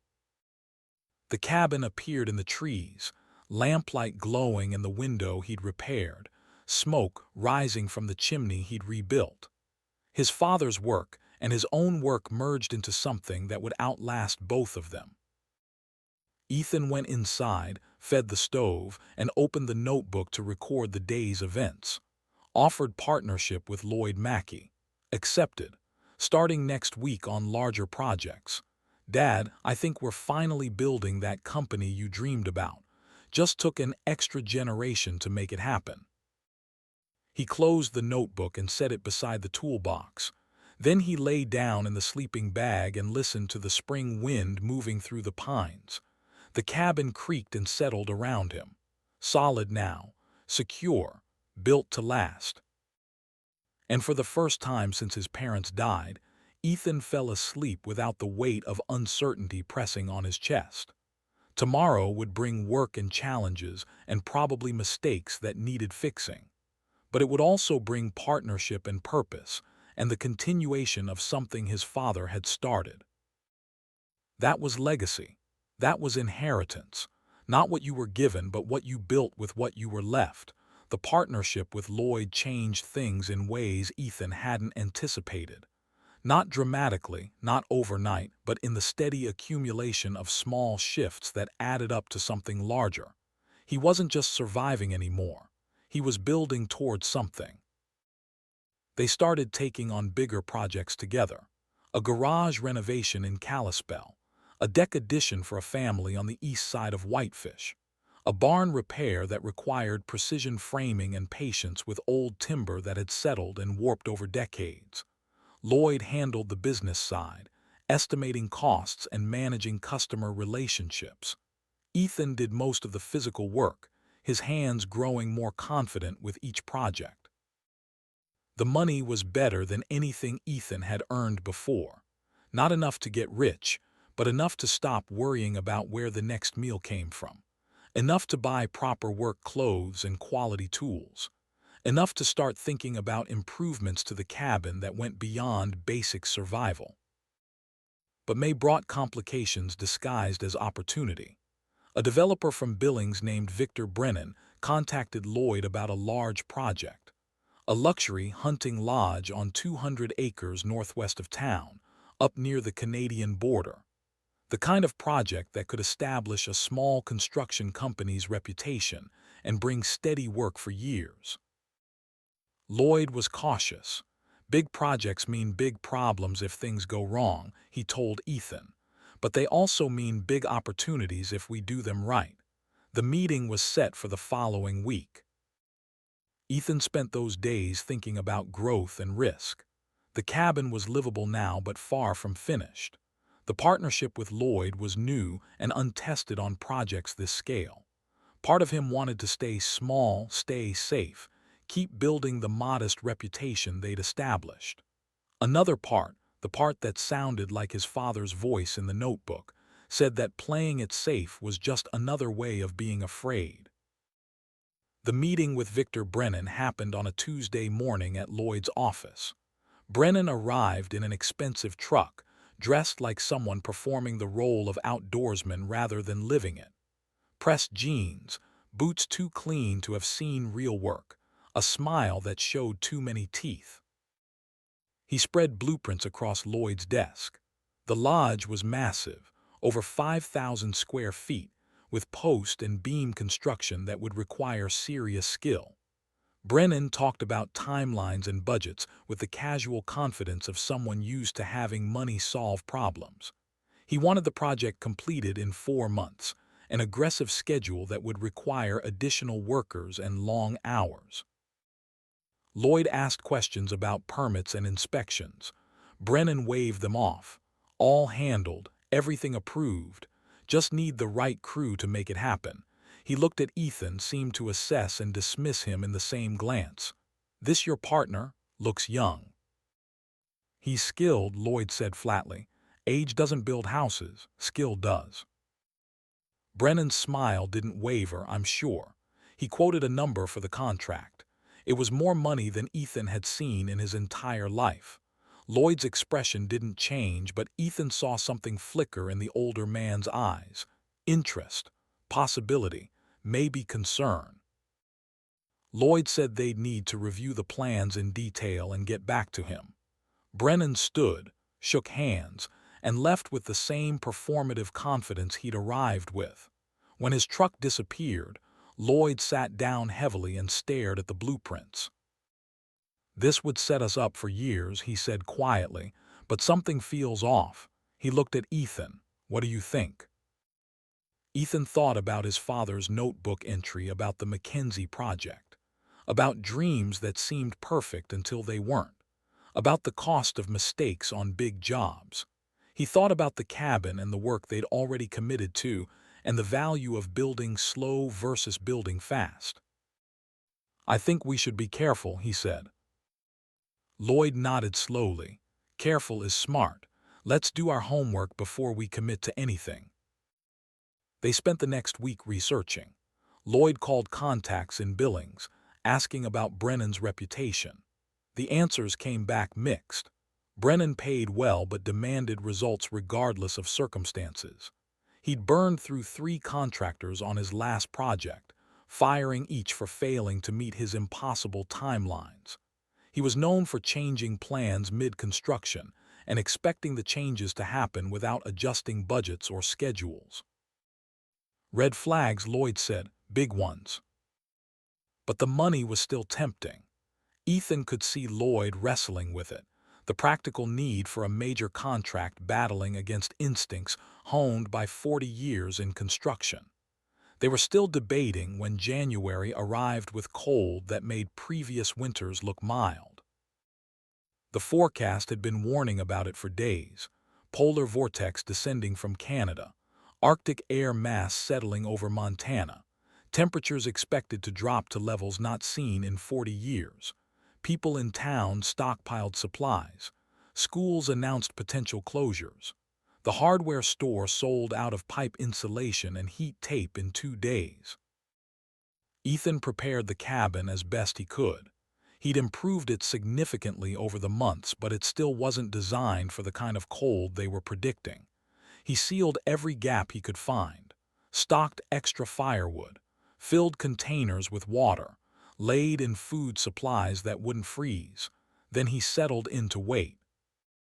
The cold arrived on a Thursday night. Ethan could feel it coming before the thermometer confirmed it, a quality to the air that felt sharp and hostile.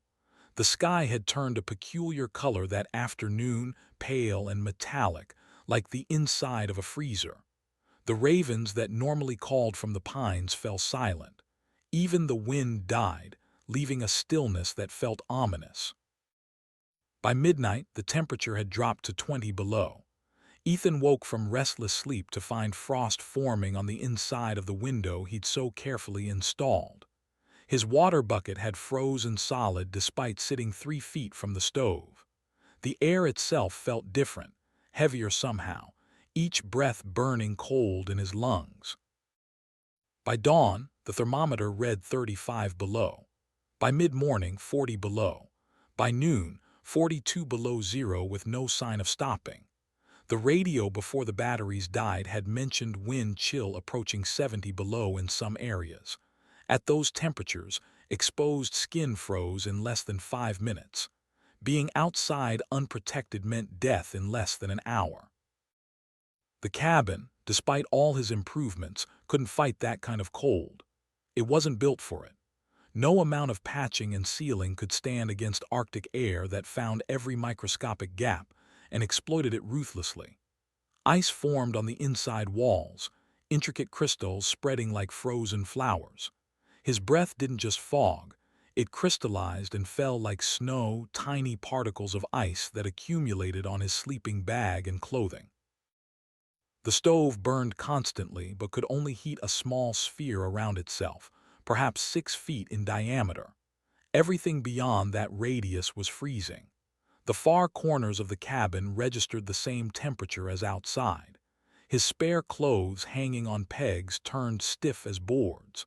The can of beans he'd left on the counter split open as the contents froze and expanded. Ethan wore every layer of clothing he owned. 2 pairs of socks, long underwear jeans, 2 shirts, a sweater, his heavy coat, gloves, and a wool hat. He still shivered constantly. His fingers went numb even inside gloves. His feet ached with cold that no amount of movement could shake. He rationed the firewood carefully, knowing he had maybe 3 days' worth if he burned it slowly. But burning it slowly meant accepting temperatures inside that were barely survivable. Burning it faster meant running out with no way to get more. Every choice was a gamble against death by freezing. The first day passed in a haze of feeding the fire and trying to stay warm. Ethan paced the small space, doing jumping jacks and push-ups to generate body heat. He wrapped himself in the sleeping bag and sat as close to the stove as safety allowed. Time moved strangely in the cold, minutes stretching into hours, the day seeming to last forever. The second day was worse. The temperature outside dropped to 48 below. The cold became a physical presence, aggressive and malicious. Ethan could feel it pressing against the walls, finding every microscopic gap, flowing in like water seeking its level. His body stopped shivering, which he knew was a bad sign. Shivering was the body's attempt to generate heat. When it stopped, it meant the body was giving up. He tried to eat but had no appetite, tried to sleep but the cold wouldn't allow it. He sat by the stove in a stupor, feeding wood into the flames with mechanical repetition, his mind starting to drift in ways that felt dangerous. He thought about his parents with unusual clarity, seeing their faces with perfect detail. He heard his father's voice speaking directly to him, not from memory but as if Jack Briggs was actually in the cabin. "Stay awake, son. Keep moving. Don't let the cold win." By the third day, Ethan understood he was dying. Not dramatically, not suddenly, just the slow shutdown of a body that had reached the limit of what it could endure. His thoughts became confused.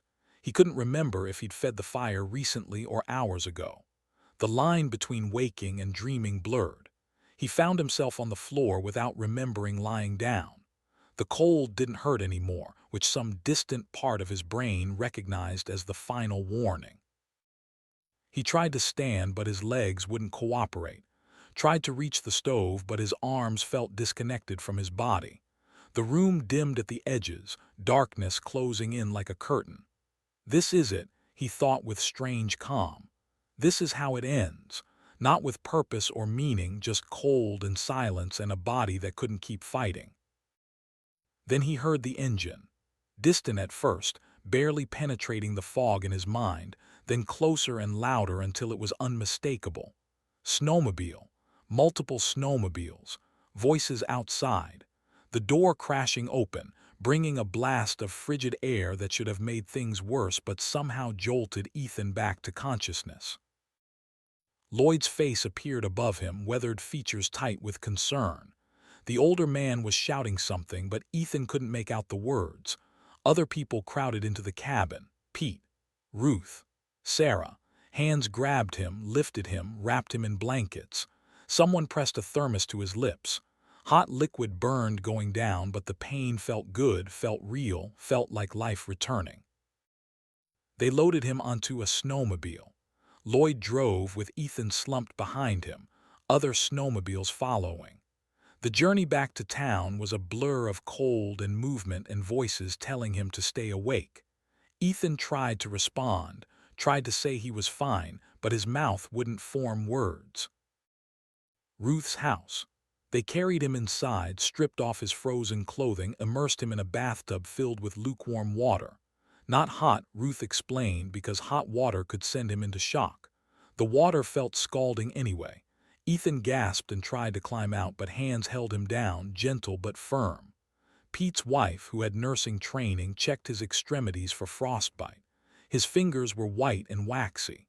His toes had no feeling. She worked on them methodically, massaging, checking for color returning. Hours passed. The water was changed, gradually warmed. Feeling came back in stages, each stage bringing pain that made Ethan cry out. Lloyd sat on the bathroom floor, talking steadily, telling him about projects they'd work on when he recovered, describing improvements they could make to the cabin, reminding him that quitting wasn't an option they'd discussed. By evening, Ethan could sit up without help. His fingers and toes were purple and swollen but showed no signs of permanent damage. The nurse said he'd been maybe an hour from serious frostbite, maybe 2 hours from death. Lucky, she said. Very lucky. They moved him to Ruth's guest room, piled blankets on him until the weight was almost crushing, brought soup and bread and hot tea, made him eat even though he had no appetite. Lloyd pulled up a chair and sat watching him with an expression Ethan had never seen on the older man's face, something that might have been fear recently past. The question came quietly, "Do you quit?" Ethan understood what Lloyd was asking, not just about the cabin or the cold or this specific near-death experience, about everything, about building a life in Montana, about following in his father's footsteps, about choosing to stay when leaving would be easier. His answer came without hesitation, no. Lloyd nodded once. Good, because we've got work to do. The work Lloyd meant wasn't construction projects. It was the cabin. The older man had a plan, something he'd apparently been discussing with others while Ethan recovered. The cabin needed to be properly winterized before next season. Not just patched and improvised, but rebuilt to standards that would keep someone alive through Montana's worst weather. And they were going to do it the old way. The Montana way. Barn raising, Lloyd explained. Community work day. We bring people together, pool skills and materials, get the job done right in a short time. It's tradition here. Has been for over 100 years. When someone needs help building something essential, the community shows up. Ethan started to protest. He couldn't accept that much help, couldn't ask people to give up their time. Lloyd cut him off with a look. You're not asking, we're offering. There's a difference. Your father helped build 3 barns and 2 houses this way before you were born. Now it's your turn to receive. Later you'll give back to someone else. That's how it works. The workday was scheduled for the following Saturday, weather permitting. Word spread through town with the efficiency of small community networks. People Ethan barely knew committed to showing up. Contractors volunteered materials at cost. Someone arranged to borrow a generator. Someone else offered to provide lunch. The thing organized itself with minimal coordination, running on understood protocols developed over generations. Saturday arrived cold but clear, the temperature almost reasonable 15 above zero. Ethan rode out to the cabin with Lloyd, arriving just after dawn. By 8 o'clock, trucks and snowmobiles had created a small parking area in the clearing. 15 people showed up. Some Ethan knew well, others he recognized from town. A few he'd never met but who came anyway because that's what you did when someone needed help. Lloyd took charge with quiet authority. He'd brought copies of a plan he'd drawn up, a systematic approach to reinforcing the cabin's weak points. Teams were assigned based on skills. Pete and 2 other ranchers would handle the roof, replacing damaged sections and adding proper ventilation.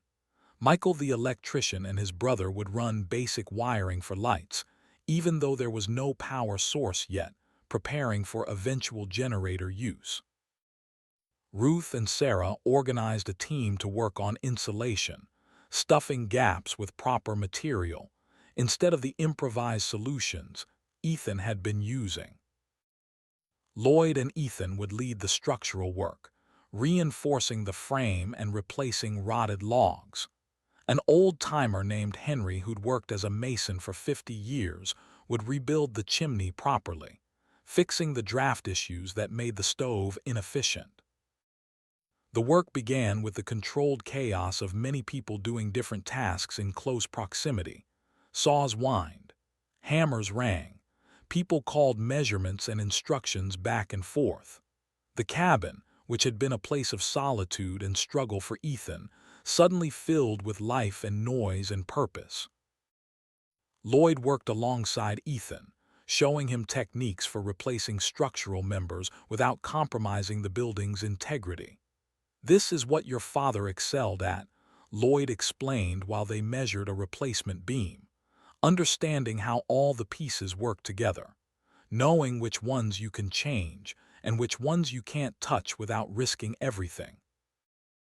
They pulled out a badly rotted sill log and replaced it with new timber, jacking up the wall carefully to avoid stress fractures. Lloyd demonstrated how to cut the replacement to exact specifications, how to treat it against future rot, how to secure it so it would last another 30 years. "This is skilled work," he said, "not just carpentry, engineering. Your father understood that. That's why his buildings didn't fall down." Ethan absorbed everything, watching Lloyd's hands as much as listening to his words. The older man moved with practiced efficiency, no wasted motion, every action purposeful. This was mastery earned through decades of repetition. This was what Ethan was working toward. On the roof, Pete directed his team with the same quiet competence he brought to ranching. They stripped damaged shingles, replaced rotten decking, installed new ridge vents that would prevent moisture buildup. Pete explained each step to the younger men working with him, turning the repair into a teaching moment. "A roof is like a hat," he said. "It's got to shed water and breathe at the same time. Do one without the other and you've got problems." Henry rebuilt the chimney stone by stone, explaining to anyone who would listen about draft and draw and why the height of the chimney relative to the roofline mattered. He worked slowly, carefully, testing each stone's placement before fixing it with mortar. "This has to last," he said when someone suggested speeding up. "Fast work is temporary. Good work is permanent." Sarah and Ruth's insulation team transformed the interior. They packed gaps with proper insulation, installed vapor barrier, added interior paneling over the exposed logs in the small bedroom. The space that had been barely survivable became something that actually looked like a home. Ruth worked with methodical precision, measuring twice, cutting once, doing everything the right way even when shortcuts were available. By noon, the transformation was visible. The cabin looked different, felt different. The chaos of multiple projects somehow resolved into coherent improvement.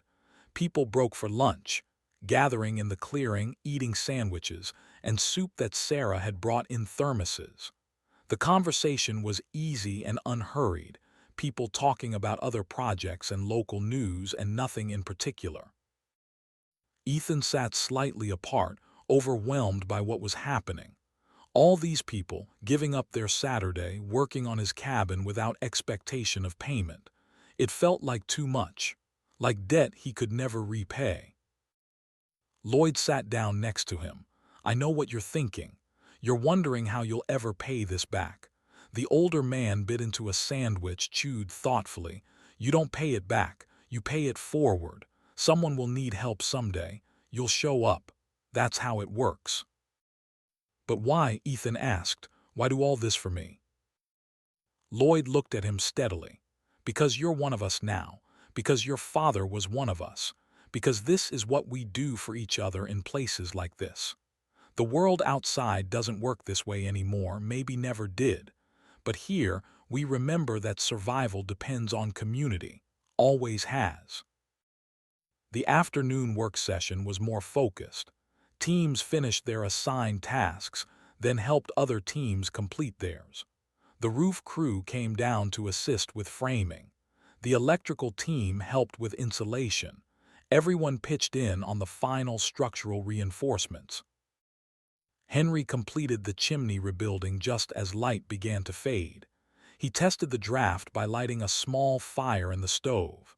Smoke drew perfectly up the flue, no backflow, no spillage into the room. He nodded with satisfaction. That'll work. Should work for the next 50 years if you maintain it properly. By 6 o'clock the work was done. The cabin stood transformed. Not perfect, not finished, but fundamentally sound in a way it hadn't been when the day started. The roof was solid. The walls were insulated and tight. The chimney drew properly. The structure could handle whatever weather Montana threw at it. People packed up tools and prepared to leave.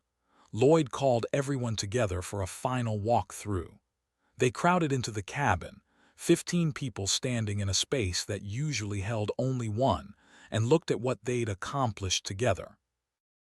"This is good work," Lloyd said simply. "We should all be proud." There were nods and murmurs of agreement. Then people started leaving, offering handshakes and brief goodbyes. No speeches, no ceremonies, just the quiet satisfaction of a job done right by people who understood the value of doing things properly. As the last truck drove away, Lloyd lingered with Ethan in the clearing. The older man looked at the cabin in the fading light.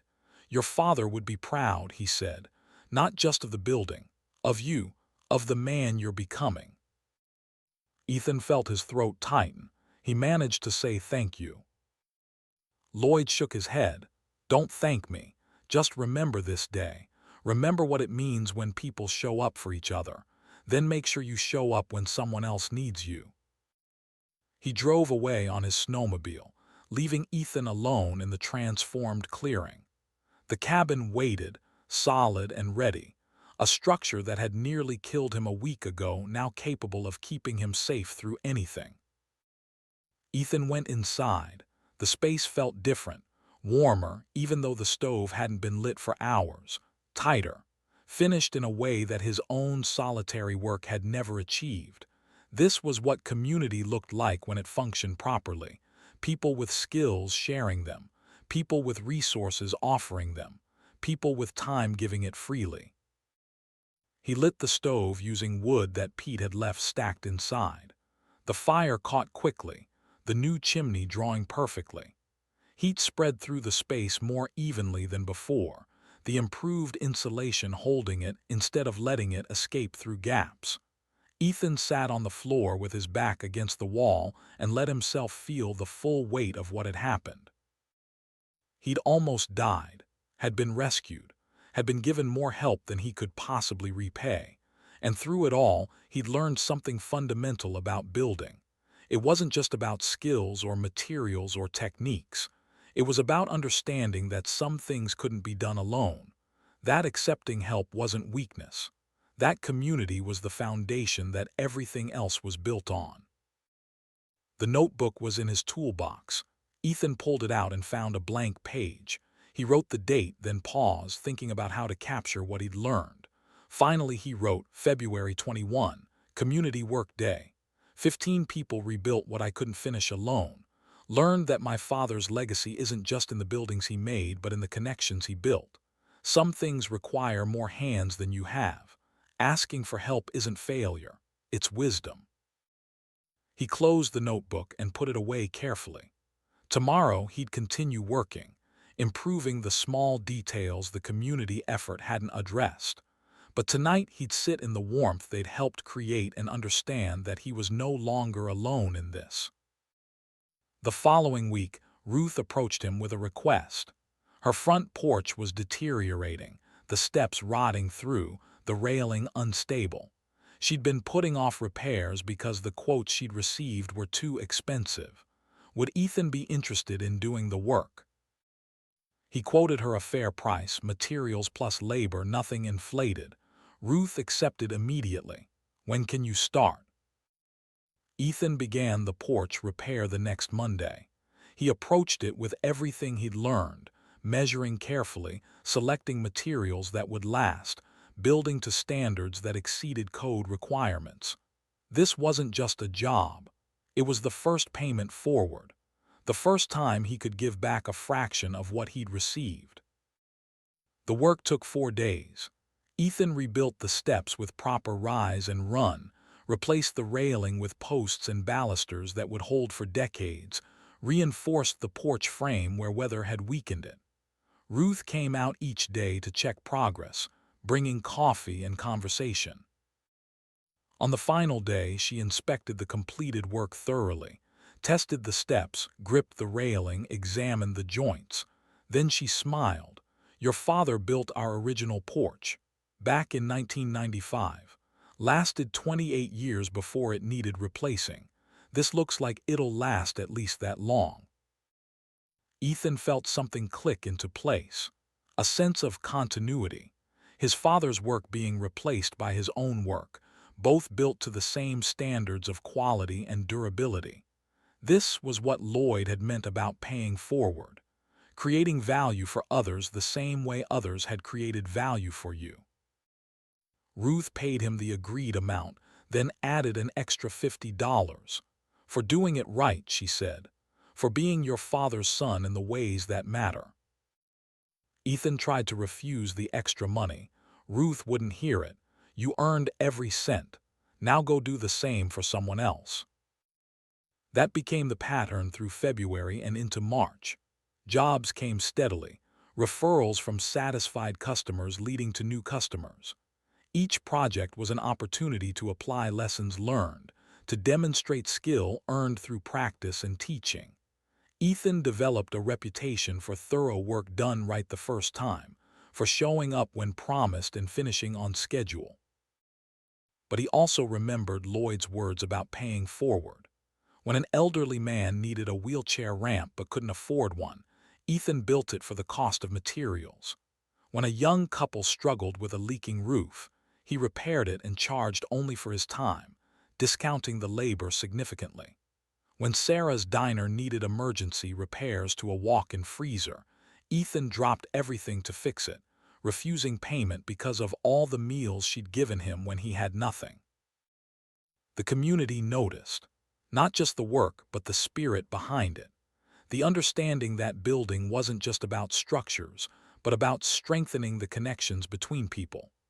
Ethan was becoming woven into the fabric of Whitefish, no longer the outsider who'd bought a wreck for $5, but a valued member of the community who could be counted on. Lloyd watched this development with quiet approval. One afternoon in late March, he and Ethan were finishing a deck repair together. The older man paused in his work, looking at Ethan thoughtfully. "You've learned more than I expected," he said. "Not just the technical skills, the other part. The understanding that carpentry is about service, about making people's lives better through what we build." Ethan nodded, not sure what to say. Lloyd continued, "That developer Brennan he called again last week, still wants us for that lodge project, still offering good money." He paused. I turned him down. Ethan looked up surprised. "Why?" "Because big money isn't worth big problems." Lloyd set down his hammer. "And because I realized we don't need projects like that. We've got enough work right here, building for people we know, doing projects we can be proud of. That's worth more than any developer's contract." They finished the deck in comfortable silence, both understanding that they'd made a choice about what kind of business they wanted to build. Not the biggest or most profitable, but the kind that served their community well and let them sleep soundly at night. As March turned to April, Ethan felt something shifting inside himself. The desperate edge that had defined his first months in the cabin was gone, replaced by something steadier. Purpose, belonging, the understanding that he'd found not just a place to live, but a way to live. The cabin stood solid through the remaining winter storms. Each test proved the wisdom of the community rebuild. The roof held under heavy snow. The walls kept out the wind. The chimney drew perfectly even in the worst weather. The structure his father had built and Ethan had restored had become something permanent, something that would outlast both of them. One evening in late April, as the last snow melted and the first green shoots appeared in the forest, Ethan sat on the rebuilt porch and looked out at the clearing. The work shed he'd started building sat half-finished to one side. The path to the stream had been cleared and improved. The entire property showed signs of care and investment, transforming from abandoned wreck to functional homestead. He thought about the journey from that first frozen night when he'd nearly died to this moment of relative security. About all the people who'd helped along the way, often without being asked, giving time and materials and knowledge freely. About his father's tools in the box inside, and the notebook filled with wisdom that remained relevant across decades. The inheritance he'd received wasn't money or property, though the cabin counted for something. The real inheritance was the knowledge of how to build, how to serve, how to be part of a community that took care of its own. That was worth more than any amount of money. That was the kind of wealth that compounded across generations. Ethan pulled out the notebook and added another entry. April 29, spring returning, cabin solid, work steady, community strong. Dad, I finally understand what you were trying to teach me. It's not just about the buildings, it's about the people. It's about showing up and doing the work and being someone others can count on. I think I'm getting there. I think you'd recognize who I'm becoming. He closed the notebook and sat watching the sunset paint the sky orange and purple behind the mountains. Tomorrow would bring more work, more opportunities to build and serve and strengthen the connections that made this place feel like home. But tonight he'd sit here in the peace he'd earned through cold and struggle and community support. Tonight he'd remember that broken things could be fixed, that lost people could be found, and that $5 plus determination could buy more than anyone imagined. The cabin stood behind him, solid and warm. Ahead of him stretched forest and mountains, and a future built on skills learned and debts paid forward. It was enough. It was everything. It was exactly where he was supposed to be. The spring work continued to build, each job leading to another through word-of-mouth reputation that couldn't be bought with advertising. Pete mentioned Ethan's skills to neighboring ranchers, several of whom needed barn repairs or equipment shed construction. Sarah recommended him to other business owners in town who were putting off maintenance because contractor quotes seemed too high. Each project taught Ethan something new. Repairing a 100-year-old barn taught him how old-growth timber behaved differently than modern lumber, how joints made with hand tools required different approaches than those cut with power equipment. Building a chicken coop for an elderly woman showed him how to work small and precise, creating functional space in limited footprint. Installing new windows in a house taught him about proper flashing and weatherproofing, preventing water damage that wouldn't show up for years. Lloyd noticed how quickly Ethan absorbed these lessons, how mistakes made on one job never repeated on the next. The mark of a real craftsman, Lloyd said, not someone who doesn't make mistakes, but someone who learns from them immediately. Your father had that quality, made him valuable to work with. They took on larger projects together through April and May. A complete garage renovation that required both removing the existing structure and building new from foundation up. A sunroom addition that tested Ethan's ability to match new construction to old, making the joints seamless so the addition looked original. A deck replacement on a house overlooking Whitefish Lake, working on hillside that required careful engineering to prevent settling and shifting. On that deck project, Lloyd taught Ethan about helical piers and proper footing depth in unstable soil. about building to exceed code requirements because code is minimum standard, not best practice, about how every project is opportunity to build reputation, because satisfied customers tell 10 people and dissatisfied ones tell 20.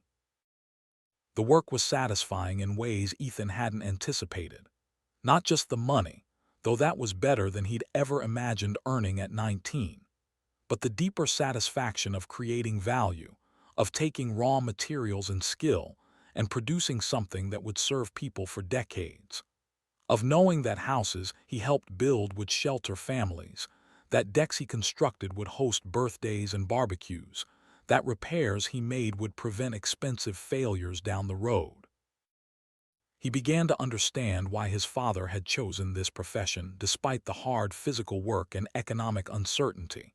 There was dignity in it, pride in doing something well that most people couldn't do at all, connection to community through direct service that produced tangible results. His father had built things that lasted, and in doing so had built a legacy that outlived him. The notebook continued to be Ethan's guide and companion.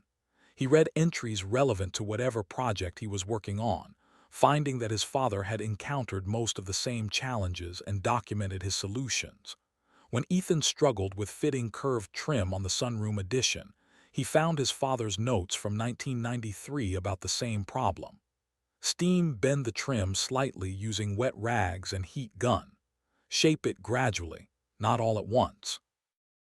Let the wood tell you how much it can flex before it breaks. The technique worked perfectly. One evening in early May, after a long day framing an addition, Ethan sat at Ruth's kitchen table drinking coffee. She'd invited him for dinner, something that had become occasional tradition. Her house felt warm and comfortable, filled with years of accumulated life. Family photos covered one wall, showing children and grandchildren at various ages, capturing moments across decades. Ruth noticed him looking at the photos. "That's my daughter Anne," she said, pointing to a woman in one picture. "She's the nurse who helped when you nearly froze. Lives in Bozeman now with her husband and 2 kids. They visit every summer." Ethan recognized Anne from the hypothermia treatment, but hadn't made the family connection. Small-town networks ran deep, interconnected in ways outsiders never fully understood. Ruth brought out pot roast and potatoes, simple food cooked well. They ate in comfortable silence for a while before Ruth spoke again. "I wanted to tell you something. About your mother." Ethan looked up, attentive. Ruth continued. "Sarah Mitchell was one of my students.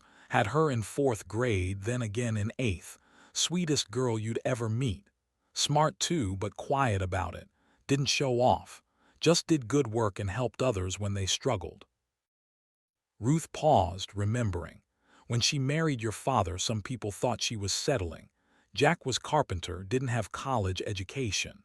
Sarah could have gone to university, become something professional, but she loved him and she understood something important. She saw that Jack was going to build a good life through hard work and skill, that he'd be a good husband and father. That's wisdom a lot of people never learn." She looked at Ethan directly.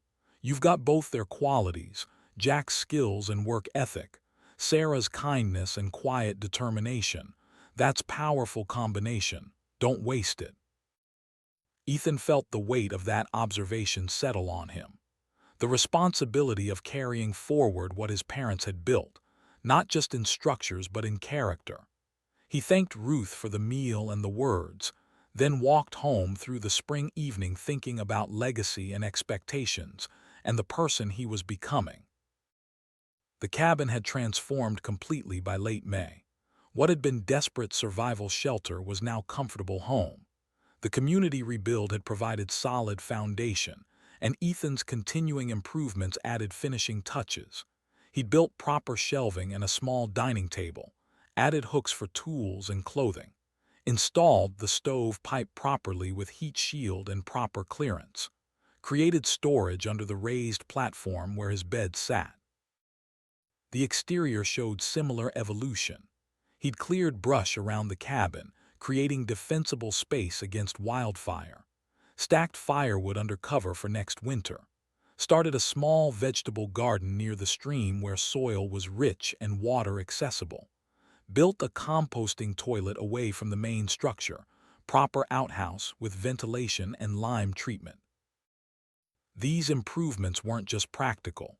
They represented commitment to staying, to making this place permanent home rather than temporary shelter. Each project said, "This is where I belong. This is where I'm building my life." Lloyd noticed the changes when he stopped by one Saturday in late May. Walked the property, examining what Ethan had done, nodding approval at proper technique and thoughtful planning. "You're building a homestead," Lloyd said. "Not just surviving. Actually putting down roots. That's good to see." They sat on the porch drinking coffee, watching afternoon light filter through pine trees. Lloyd seemed to be working up to saying something, choosing words carefully. Finally, he spoke. "I've been thinking about the business, about partnerships and futures."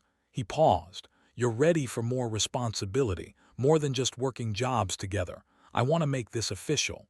Equal partners. Mackey and Briggs Construction." Ethan felt his chest tighten. Lloyd was offering more than business arrangement. He was offering validation, recognition that Ethan had become skilled craftsman worthy of equal standing. It was trust that couldn't be bought or demanded, only earned through consistent good work. "I don't have capital to invest," Ethan said quietly. "Can't buy into the business properly." Lloyd waved that away. "You've invested sweat and skill. You've built reputation through quality work. That's capital enough. Besides, I'm not looking to retire and cash out. I'm looking to continue what your father and I started 35 years ago, building a company that does good work for good people. You understand that. You live it. That's what matters." They shook hands on it, the agreement sealed with grip that meant more than any contract. Lloyd would handle business management and customer relations. Ethan would lead job site work and continue developing his technical skills. They'd bid projects together, share profits equally, and build something that would outlast both of them. The partnership changed how Ethan approached work. No longer employee following direction, but co-owner with stake in every decision. Lloyd gave him more freedom to solve problems his own way, to develop his own methods, to make mistakes and learn from them without micromanagement. The trust was both empowering and terrifying, pushing Ethan to rise to expectations rather than coast on competence. June brought their first major joint project, a 3-car garage with workshop space that required complex foundation work and precision framing. They bid the job together, Ethan learning how to calculate costs and estimate time, how to build in contingency for unexpected problems while remaining competitive. They won the contract, then worked side by side through 3 weeks of long days, creating structure that exceeded the client's expectations.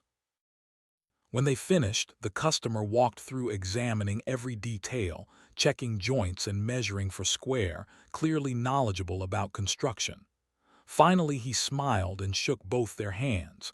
"This is quality work. Better than I expected. You'll be getting my referrals." That night, Lloyd split the profit check and handed Ethan his half. Money he'd earned not just through labor but through skill and decision-making and partnership. It felt different than wage work, heavier with responsibility but more satisfying in its recognition of his growing capabilities. Summer arrived with warmth that made the brutal winter feel like distant memory. The forest exploded with green growth. Wildflowers bloomed in meadows. The stream ran high and cold with snowmelt from the mountains. Ethan's garden produced lettuce and radishes and peas, fresh vegetables he could pick and eat within minutes, luxury after winter of canned and dried food. He worked steadily through June and July, taking on projects that challenged and expanded his skills. A timber frame pergola that required complex joinery and structural calculations. a historic building renovation that taught him about preserving character while updating systems, a series of small jobs, repairs, and maintenance that built relationships across the community.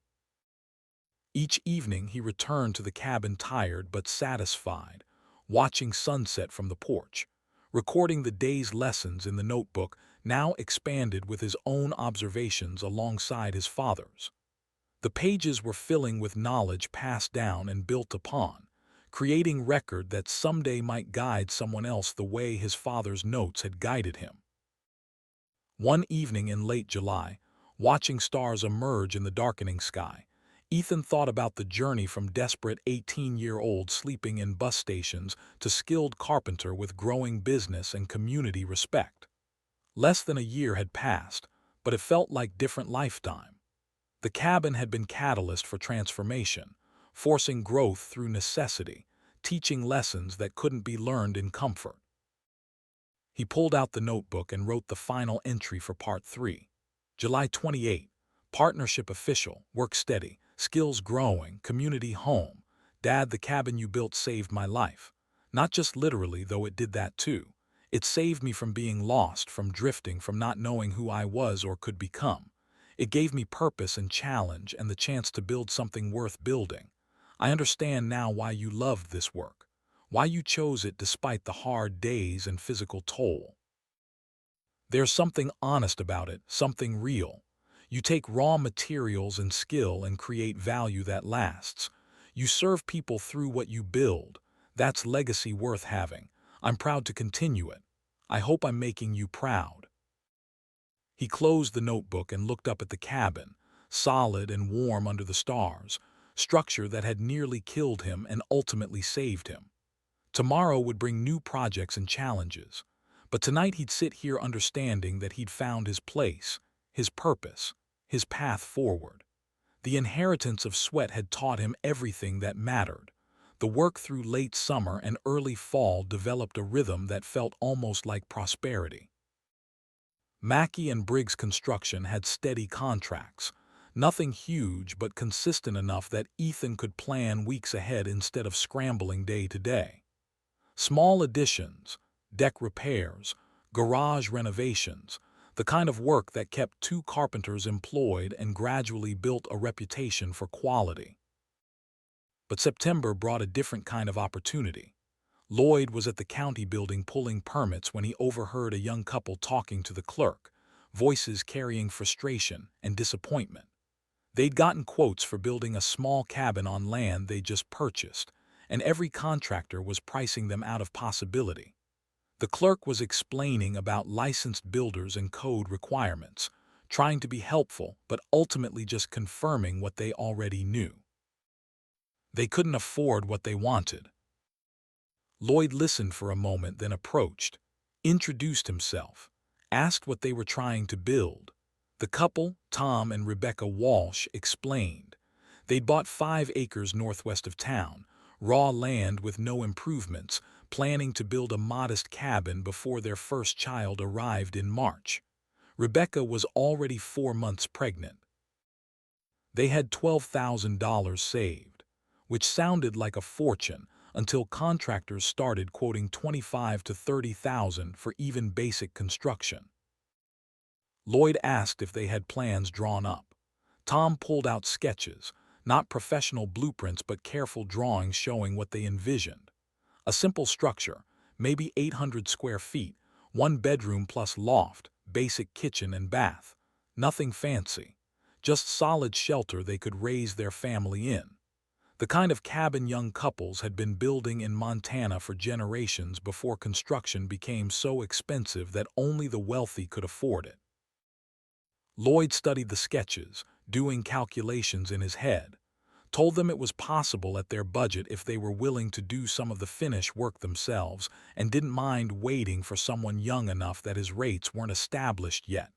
He had a partner, Lloyd explained, skilled carpenter, built his own place from almost nothing, might be willing to take on a project like this. The Walshes exchanged glances, something passing between them that looked like desperate hope. Lloyd took their contact information, and said someone would be in touch within a week.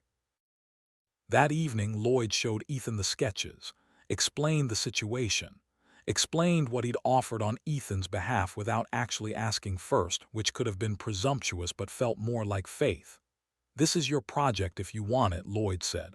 "I'll consult when you need me, help with anything technical that's beyond your experience. But you'll be the lead carpenter, your name on the contract, your reputation being built or damaged based on results." Ethan felt his stomach tighten. He'd worked on plenty of jobs, even led some of the smaller ones, but always with Lloyd nearby, always with the safety net of the older man's expertise. This would be different. Solo build from foundation to finish. His decisions, his mistakes, his responsibility. "What if I screw it up?" he asked quietly. Lloyd shrugged. "Then you fix it, same as anything else. You've got the skills. You've got your father's notes. You've got me available when you truly need guidance." He paused, looking at Ethan directly. "But mostly you've got to trust yourself.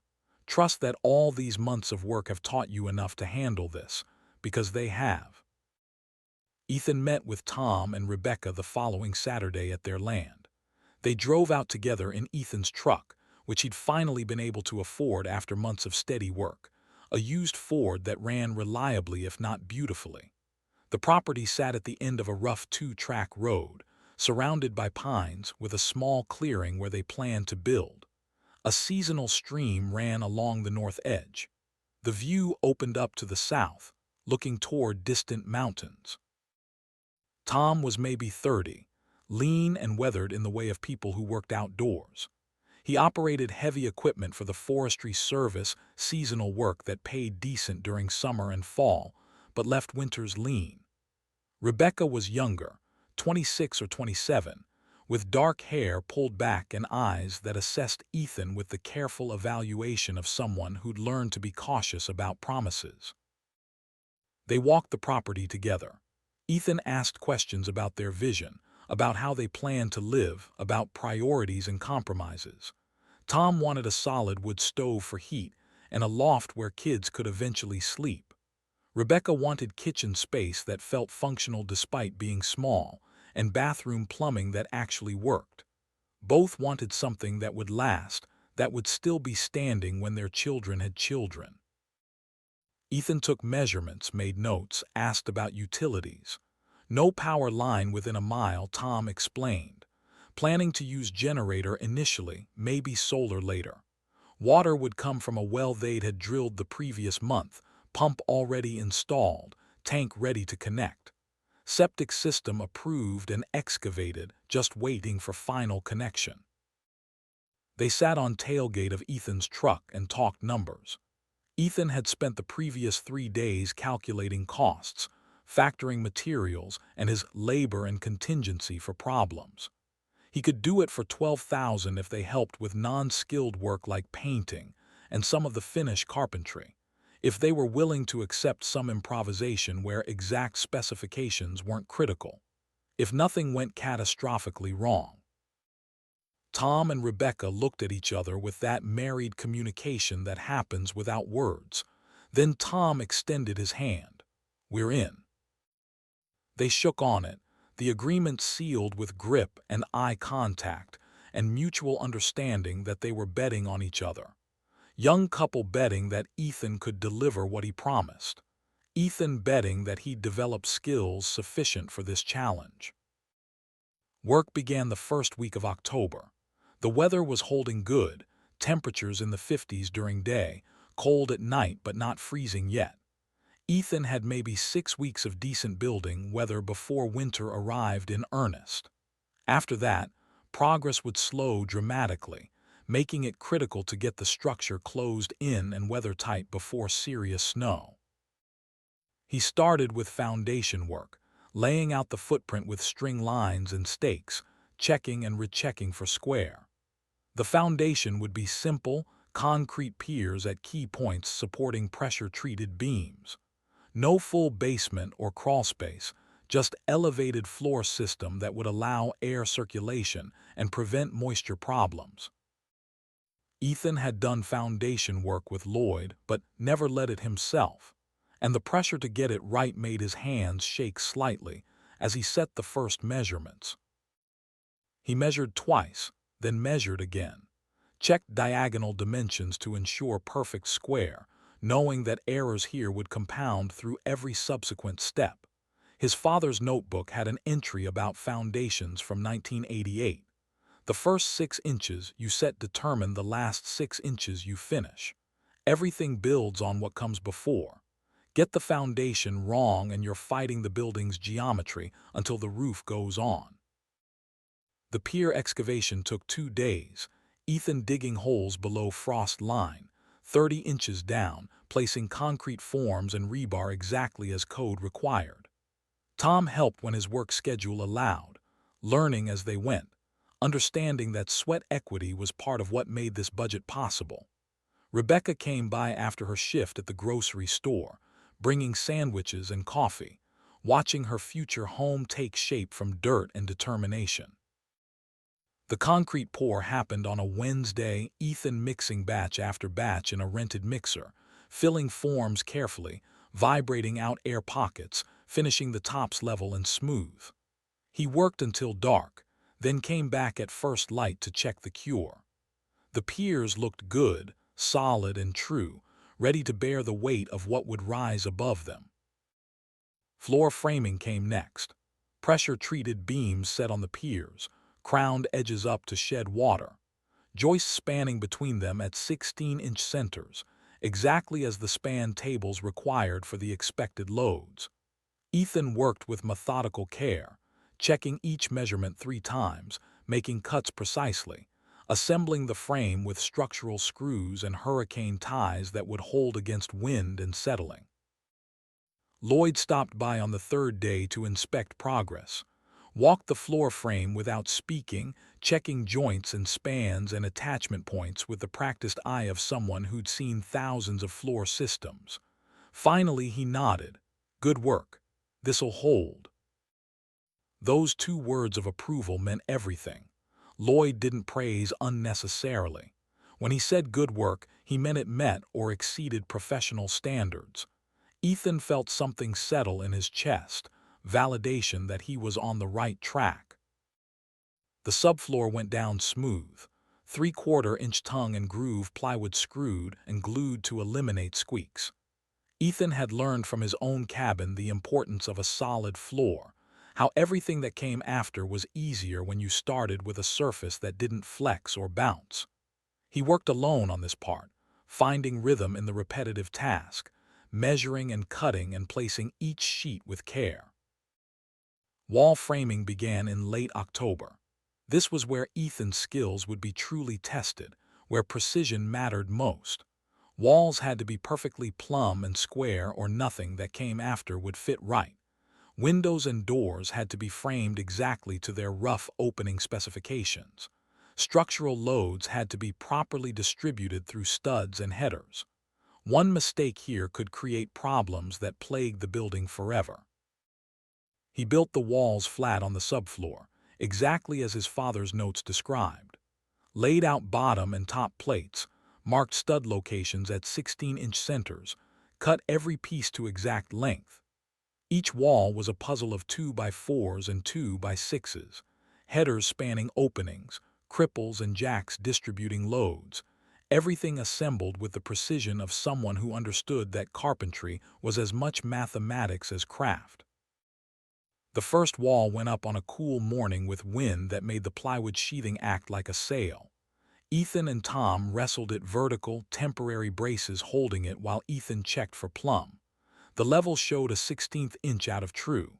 He adjusted the braces, checked again, adjusted again, checked again until the bubble sat perfectly centered. Close enough wasn't good enough. Perfect was the only acceptable standard. By the time all 4 walls stood, Ethan understood in his bones why his father had loved this work. There was something profoundly satisfying about creating structure where none had existed, about watching a floor frame become a defined space, about seeing walls rise and transform flat land into the skeleton of shelter. Every piece connected to every other piece in a web of engineered support that was simultaneously complex and elegantly simple. Rebecca came by after work that day and stood looking at the framed walls, tears running down her face. Tom put his arm around her, both of them seeing not just wood and nails but the future taking shape. Their home, their child's first shelter, the physical manifestation of hopes and dreams, and the willingness to bet on a 19-year-old carpenter they barely knew. The roof framing scared Ethan more than anything else. Roofs were complex, requiring understanding of loads and spans and multiple planes intersecting at precise angles. His father's notes had extensive sections on roof framing, pages of diagrams and calculations, warnings about common mistakes and how to avoid them. Ethan read these entries multiple times, trying to internalize the wisdom, knowing that roof mistakes could be catastrophic. He chose a simple gable design to minimize complexity, 12-12 pitch for good snow shedding, overhang size to protect walls from weather.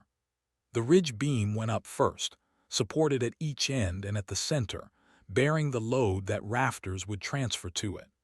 Then rafters themselves, cut with birdsmith notches that seated perfectly on the wall plates, checking each one for proper angle before committing to installation. Tom helped with this part, the two of them working in careful coordination, lifting rafters into place, checking alignment, securing them before moving to the next. It was slow work, each rafter taking 20 minutes to properly install, but speed wasn't the goal. Accuracy was. The roof would stand for decades if done right, or fail within years if rushed. Lloyd appeared unannounced on the second day of roof framing, not to supervise but to help. The older man climbed up without comment and started working on the opposite side, installing rafters with the practiced efficiency of someone who'd framed 1,000 roofs. They worked in silence for several hours, the quiet companionship of skilled workers who didn't need words to coordinate. When they broke for lunch, Lloyd studied the work they'd accomplished. "You're doing this right," he said, "taking your time, checking everything twice. That's how your father worked." He paused, seeming to decide something. "You know why Jack was the best carpenter I ever worked with?" Ethan shook his head. "Because he never forgot that buildings are for people," Lloyd continued.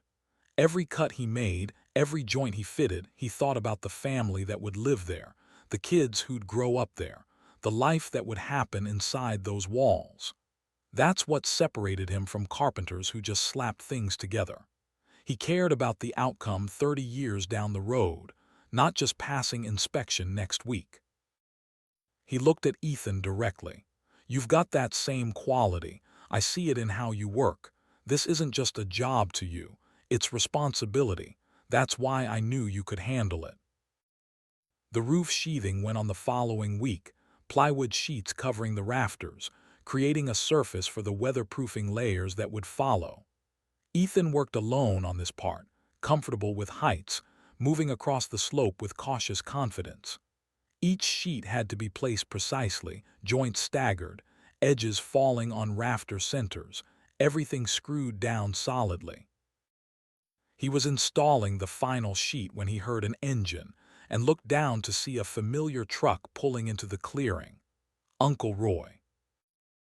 Ethan hadn't spoken to Roy since the day he'd brought the toolbox, months of silence stretching between them. He climbed down carefully, aware of sawdust in his hair and sweat on his shirt despite the cold, meeting Roy at ground level with uncertainty about what this visit meant. Roy looked older than Ethan remembered, gray creeping through his hair, lines deepening around his eyes. He stood looking at the framed cabin, hands in his pockets, expression unreadable. Finally he spoke. "Heard you were building something. Wanted to see for myself." They stood in awkward silence. Then Roy reached into his truck and pulled out an envelope, the paper yellowed with age, Ethan's name written on the front in his mother's handwriting. "Found this in some boxes," Roy said, voice rough. Your mother gave it to Linda and me before the accident. Said to give it to you when you were building something of your own." He paused, seemed to struggle with words. "I should have given it to you sooner. Should have done a lot of things different." He handed over the envelope and turned to leave, but Ethan stopped him.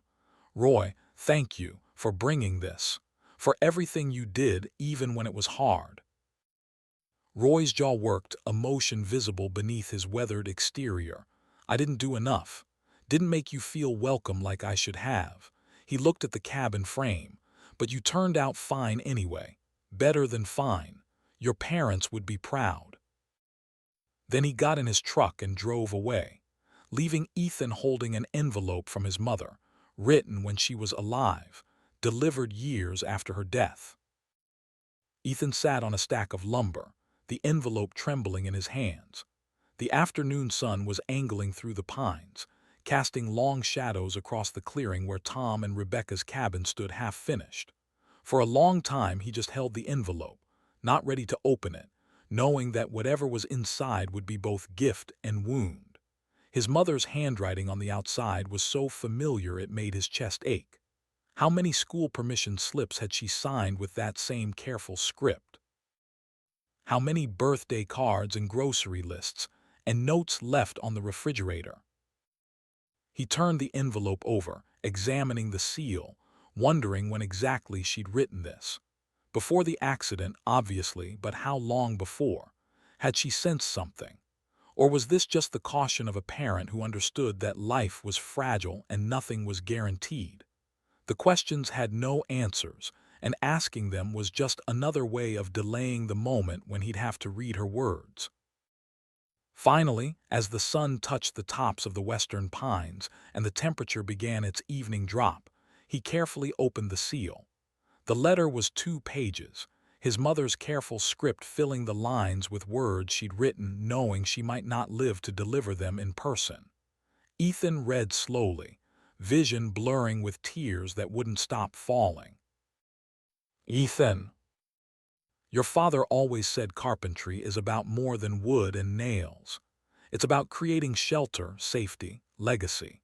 He was so proud teaching you, even when you were small, watching you hold the hammer like you meant it, seeing you measure twice before cutting because that's what he taught you to do. If you're reading this, it means you're building something. I hope it's not just a structure. I hope it's a life. I hope you found your way through whatever struggles brought you here. I hope you know how much we loved you, how much we believed in you, how certain we were that you'd become someone worth knowing. Your father had a dream of building a construction company with Lloyd, creating something that would last beyond his own hands, teaching the next generation what the previous generation taught him. Life got in the way of that dream, but dreams don't die just because circumstances change. They wait for the right person to pick them up again. We won't be there to see what you build. That's the hardest thing about writing this, knowing we might not be around to watch you grow into the man you're becoming. But I believe in you completely. I believe you have your father's hands and your father's heart. I believe you'll build things that matter. Be good to people.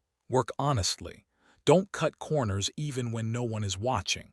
Those are the values your father lived by, and they're worth more than any amount of money. Build a life you're proud of. Build relationships that last. Build something worth leaving behind. We love you more than words can say."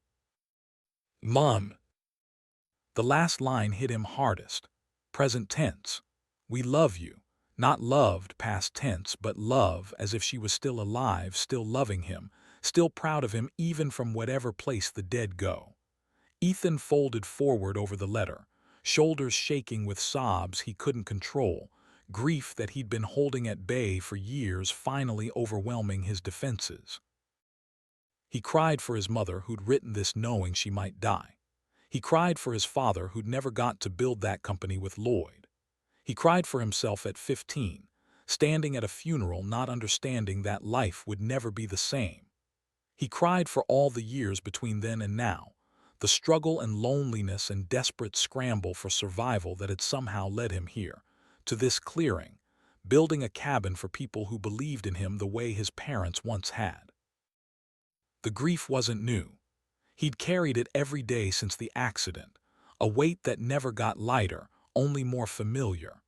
But his mother's words broke through the walls he'd built around it, forced him to feel the full measure of what he'd lost and what he'd gained and how impossibly tangled the two were.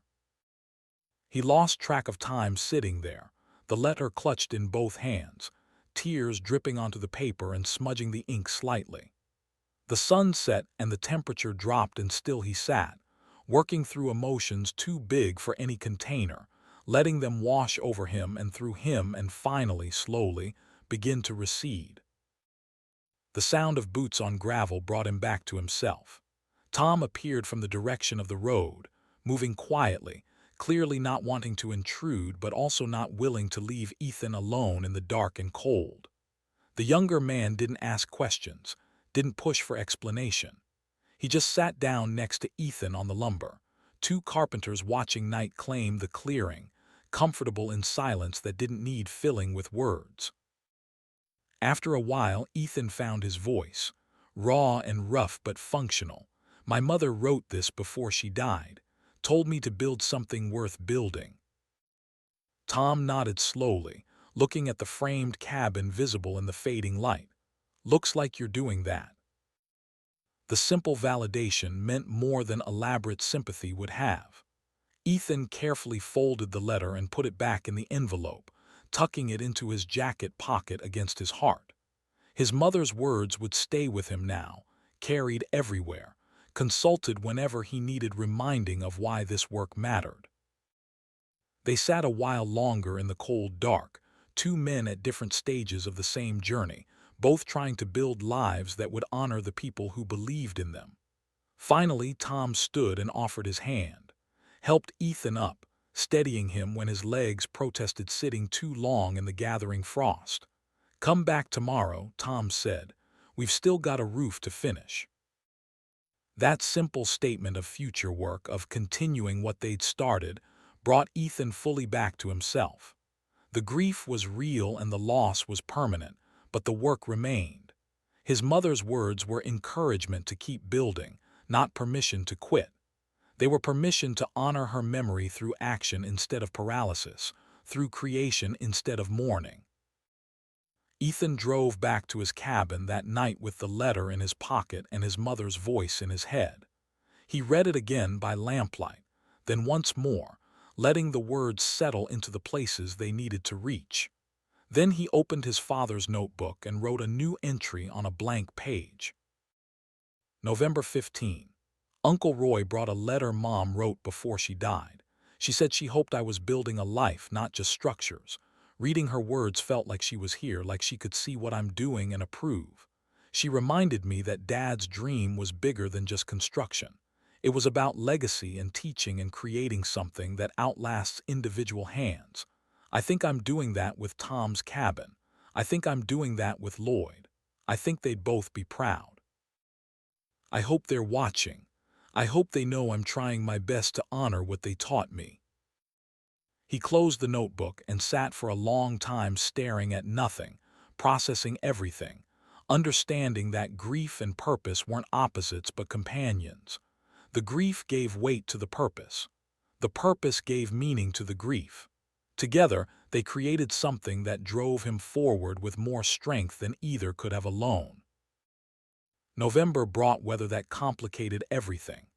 Rain fell in cold sheets, turning the work site into mud, making roof work dangerous. Ethan installed the underlayment and shingles in a race against storms, working in conditions that would have stopped most construction, driven by the knowledge that Tom and Rebecca needed this cabin finished before winter truly arrived and Rebecca's pregnancy advanced further. The shingles went on in sections between rain events, Ethan timing his work to match weather windows that might last 2 hours or 2 days. He developed a sense for reading Montana skies, understanding which clouds threatened immediate rain and which were just passing through.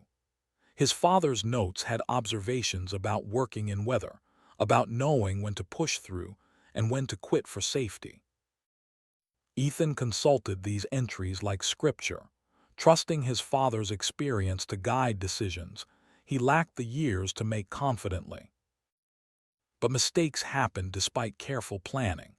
The first major error came during window installation. Ethan had ordered a set of windows based on the rough opening dimensions in his plans, but when they arrived, one window was 4 inches narrower than specified. His mistake, not the supplier's. He transposed numbers when writing the order, and now he had a window that wouldn't fit the opening he'd framed. He could have blamed the supplier or shrugged it off as acceptable. Instead, he called Lloyd for advice. The older man's response was blunt. You've got 2 choices. Reframe the opening to match the window you have, or order the right window and eat the cost of your mistake. What's more important, saving money or doing it right? Ethan ordered the correct window and paid for it from his profit margin. The lesson cost him $300 and 4 days of scheduled delay, but it taught him about the price of carelessness and the importance of checking measurements before committing to orders. Tom noticed the replacement but didn't comment until Ethan explained what had happened. "Appreciate you making it right," Tom said simply. "That means something." The second major problem emerged when the lumber delivery for interior framing arrived, and Ethan discovered that half the studs were badly warped, twisted along their length in ways that would make wall construction nearly impossible.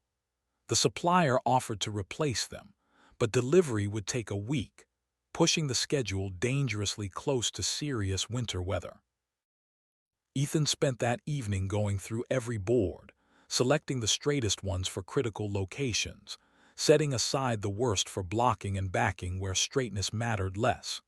He worked late into the night under temporary lights strung from the rafters, sorting and planning, refusing to let material problems stop progress. Tom found him there near midnight, still working, and joined him without being asked. The 2 men sorted lumber in silence, building piles organized by quality and intended use, solving the problem through pure labor. By morning, Ethan had a plan that would use what he had while waiting for replacement material. The critical walls went up first with the best lumber. Less critical interior partitions could wait for the replacements. It wasn't ideal, but it kept the project moving forward. Tom watched this problem solving with growing respect, understanding that good builders weren't people who never encountered problems, but people who solved problems creatively when they arose. The roof installation brought its own crisis. Ethan had calculated materials carefully, but he'd failed to account for waste from cutting and mistakes. 3/4 of the way through shingling, he ran out of material with a significant section of roof still uncovered. A storm was forecast for the next day. Leaving that section exposed could soak the fresh plywood sheathing and cause damage that would take weeks to properly dry. He called every supplier within 50 miles looking for matching shingles. All were out of stock or couldn't deliver before the storm. Finally, Sarah from the diner mentioned that her brother-in-law was a roofer who might have leftover materials from recent jobs. Ethan drove 40 miles that evening, bought exactly enough shingles to complete the section, and worked through the night to get them installed. The storm hit at dawn with him hammering the final shingles, rain beginning to fall before he'd finished, getting soaked to the skin, but completing the weatherproofing before serious water could penetrate. Tom came by later that morning, saw Ethan collapsed in his truck cab catching a few hours' sleep, covered in a blanket with his clothes still wet. He didn't wake him, just left hot coffee and breakfast sandwich on the hood where Ethan would find them when he woke. When Ethan did wake and saw the food, he understood that action spoke louder than words. Tom had his back. They were partners in this build, not just contractor and client. The interior work brought different challenges. Ethan had done finish carpentry before, but never at this scale, never as the sole person responsible for quality. The door casings had to be perfect, miters tight, reveals consistent. The baseboards needed to flow smoothly around corners without gaps or overlaps. The kitchen cabinets required precision that allowed drawers to open smoothly and doors to close without binding.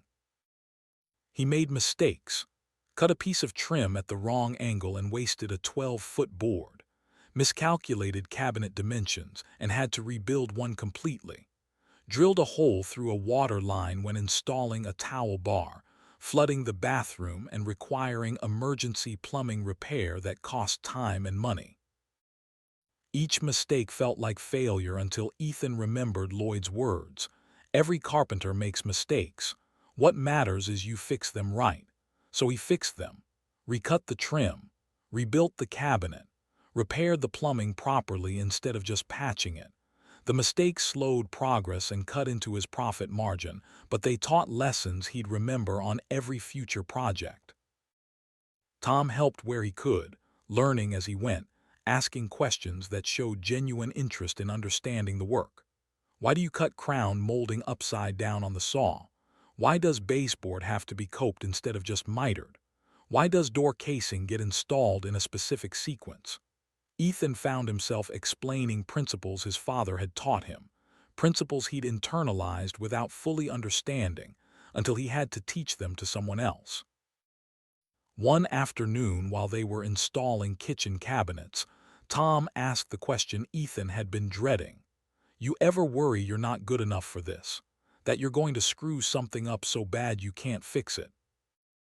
Ethan paused, level in hand, considering his answer. Every single day, he admitted. Every time I make a cut or drill a hole or install something permanent. But being scared doesn't mean you stop. It means you check your measurements 3 times instead of 2. It means you ask for help when you need it. It means you fix your mistakes instead of hiding them. Tom nodded slowly. That's what I thought. Just wanted to make sure I wasn't the only one feeling that way about being a new parent. The parallel hung in the air between them. 2 young men facing responsibilities that terrified them, doing their best with imperfect knowledge, hoping that care and effort would be enough. They finished installing the cabinet in silence, both understanding that some conversations happened without words. Windows and doors arrived in mid-November. Ethan installed them with obsessive attention to flashing and weatherproofing, knowing that leaks here would cause damage for years. Each opening was shimmed perfectly plumb and level, gaps filled with expanding foam, exterior trim fitted and caulked to shed water away from vulnerable joints. This was detail work that separated good construction from adequate, and Ethan refused to settle for adequate. The interior work began as snow started falling in earnest. Ethan had the structure closed in, weather-tight, allowing work to continue even as winter arrived. He installed insulation between studs and joists, vapor barrier over that, then drywall that Tom helped hang. The 2 men developed a working rhythm, Tom learning skills he'd never expected to acquire, Ethan teaching without realizing he was teaching, both focused on the shared goal of completion. Rebecca stopped by often as her pregnancy advanced, watching her home take shape from the inside now. She'd placed her hand on the wall framing one day, eyes closed, and Ethan knew she was imagining the life that would happen here. The meals cooked in that kitchen corner, the baby crying in that bedroom, the family they'd raise in this space that had been dirt and dreams 6 weeks ago.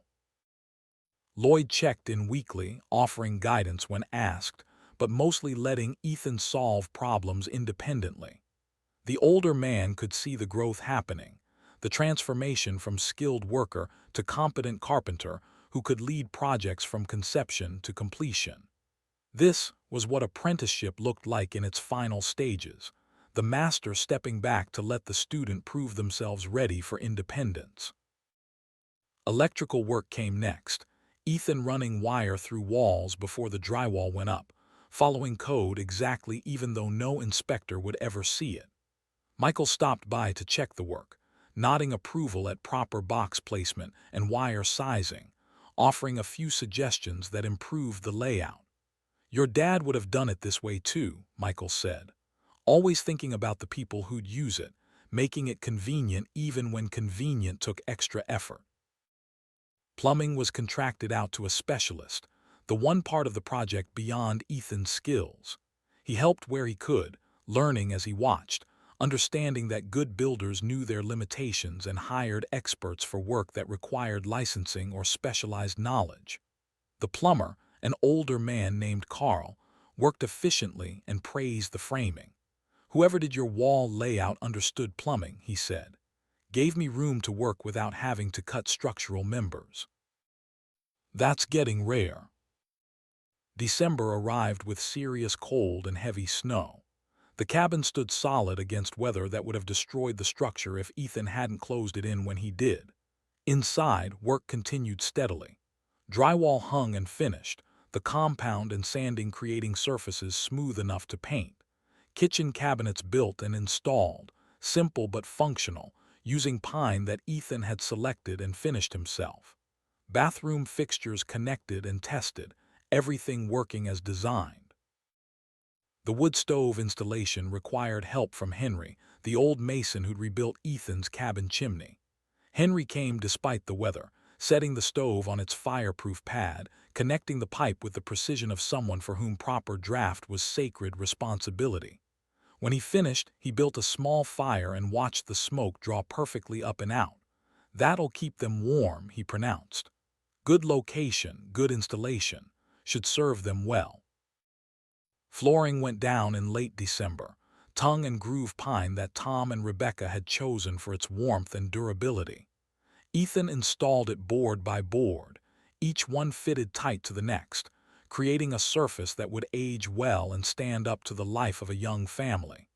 This was finish work that showed, that people would see and judge, and Ethan treated it with the attention it deserved.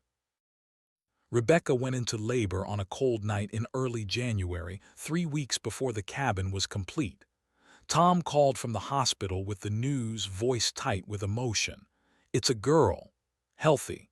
Mother's doing fine. Named her Sarah Ann after their grandmothers." Ethan worked alone through the next week, pushing to finish while Tom was occupied with new parenthood. He completed the painting, installed the light fixtures, finished the trim work around windows and doors. Every detail received his full attention, knowing that this was more than just construction now. This was the first home that little girl would know. The place where her first steps would happen, where she'd learn to talk, where family memories would accumulate through years of living. He installed the last piece of baseboard trim on a January afternoon, the cabin complete except for the furniture and possessions that would make it truly lived in. Standing in the empty space, Ethan felt the weight of what he'd accomplished. 4 months from bare land to finished home. From foundation to roof, every board and nail placed by his hands, every decision made with care for the people who would live here. Lloyd came for the final inspection, walking through with the critical eye of someone who'd built hundreds of structures. He checked corners for square, tested outlets, opened and closed every door and window, examined joint work and finished details. In the bedroom, he knelt down to look at the baseboard installation, running his fingers along the joint where wall met floor. "Perfect cope joint," Lloyd said quietly. "Your father taught you that." Tom and Rebecca came to see the finished cabin the following weekend, baby Sarah bundled against the cold, both parents moving slowly through the space that was now theirs. Rebecca cried again, but these were different tears than before. Not fear or hope, but gratitude and joy, and the overwhelming emotion of dreams made real. Tom wrote Ethan a check for $12,000, the full amount they'd agreed on, then tried to hand him an additional $500. Ethan refused the extra. "We agreed on a price. That's what you owe." Tom shook his head. "You earned more than we agreed to pay. This is worth $25,000 or better. Everyone said so." "But we shook on 12, Ethan said. "A deal is a deal. You paid me fairly. That's all that matters." They moved in the following week, Ethan helping haul furniture and boxes, setting up the wood stove and showing them how to maintain it properly. He left them with his phone number and the promise that any problems that emerged from his work would be fixed immediately at no charge. Then he drove back to his own cabin feeling something he hadn't felt before: professional pride mixed with personal satisfaction, the knowledge that he'd delivered on a promise, that he'd built something worth building. He used part of his earnings to buy better tools, upgrading from the serviceable to the excellent, investing in equipment that would last decades. Another portion went into savings, the first time in his life he'd had money that wasn't immediately needed for survival. But $4,000 he took to Roy and Linda's house one evening, envelope in hand, prepared for whatever reaction would come. Roy answered the door, surprise visible on his face. Linda appeared behind him, both of them uncertain what this visit meant. "This is for the 3 years I lived here," Ethan said, offering the envelope. "I know it doesn't cover everything. Can't repay kindness with money, but I want you to have it anyway." Roy tried to refuse, saying it wasn't necessary, that family doesn't charge family. Ethan insisted. "We both know I wasn't wanted, wasn't planned for. You did what you had to do, and I'm grateful even though it was hard. This is me paying my debts so we can move forward without obligation between us." Linda took the envelope with tears in her eyes. "You turned out so well," she said quietly. "Your parents would be so proud." Ethan left their house with his accounts settled and his conscience clear. The relationships would never be close, but they could be respectful. That was enough. January brought more work than Ethan and Lloyd could handle alone. Word about the cabin had spread, Tom and Rebecca telling everyone who'd listen about the young carpenter who'd built them a home on a budget everyone said was impossible. Calls started coming in, people wanting estimates for projects large and small. Mackey and Briggs construction needed to expand. They hired 2 workers, young men from town looking for apprenticeships in the trades. Ethan found himself in the strange position of teacher, passing along skills he'd only recently mastered himself, understanding now why Lloyd had invested so much patience in his own training. Teaching forced you to understand your knowledge at a deeper level, to articulate principles you'd internalized without conscious thought. The business grew steadily through winter and into spring. Not rapidly, but sustainably, each project building reputation that led to the next. Ethan developed skills beyond carpentry, learning to bid jobs accurately, manage schedules, coordinate with subcontractors, handle the business side of construction that his father's notes barely touched on. But he remembered his mother's letter, read it often, let it guide his decisions. Be good to people. Work honestly. Don't cut corners even when no one is watching. Those principles became the foundation of how he ran projects, how he treated workers, how he dealt with customers. The business wasn't about getting rich. It was about building things that mattered and treating people right in the process. One afternoon in late March, more than a year after Uncle Roy had brought his father's toolbox, Ethan sat at his desk in the small office Lloyd had set up in the lumber yard. Papers spread before him, estimates and schedules and correspondence, the administrative work that came with running a growing business. The notebook sat on the corner of the desk. His father's wisdom still consulted regularly, though Ethan relied on it less as his own experience grew.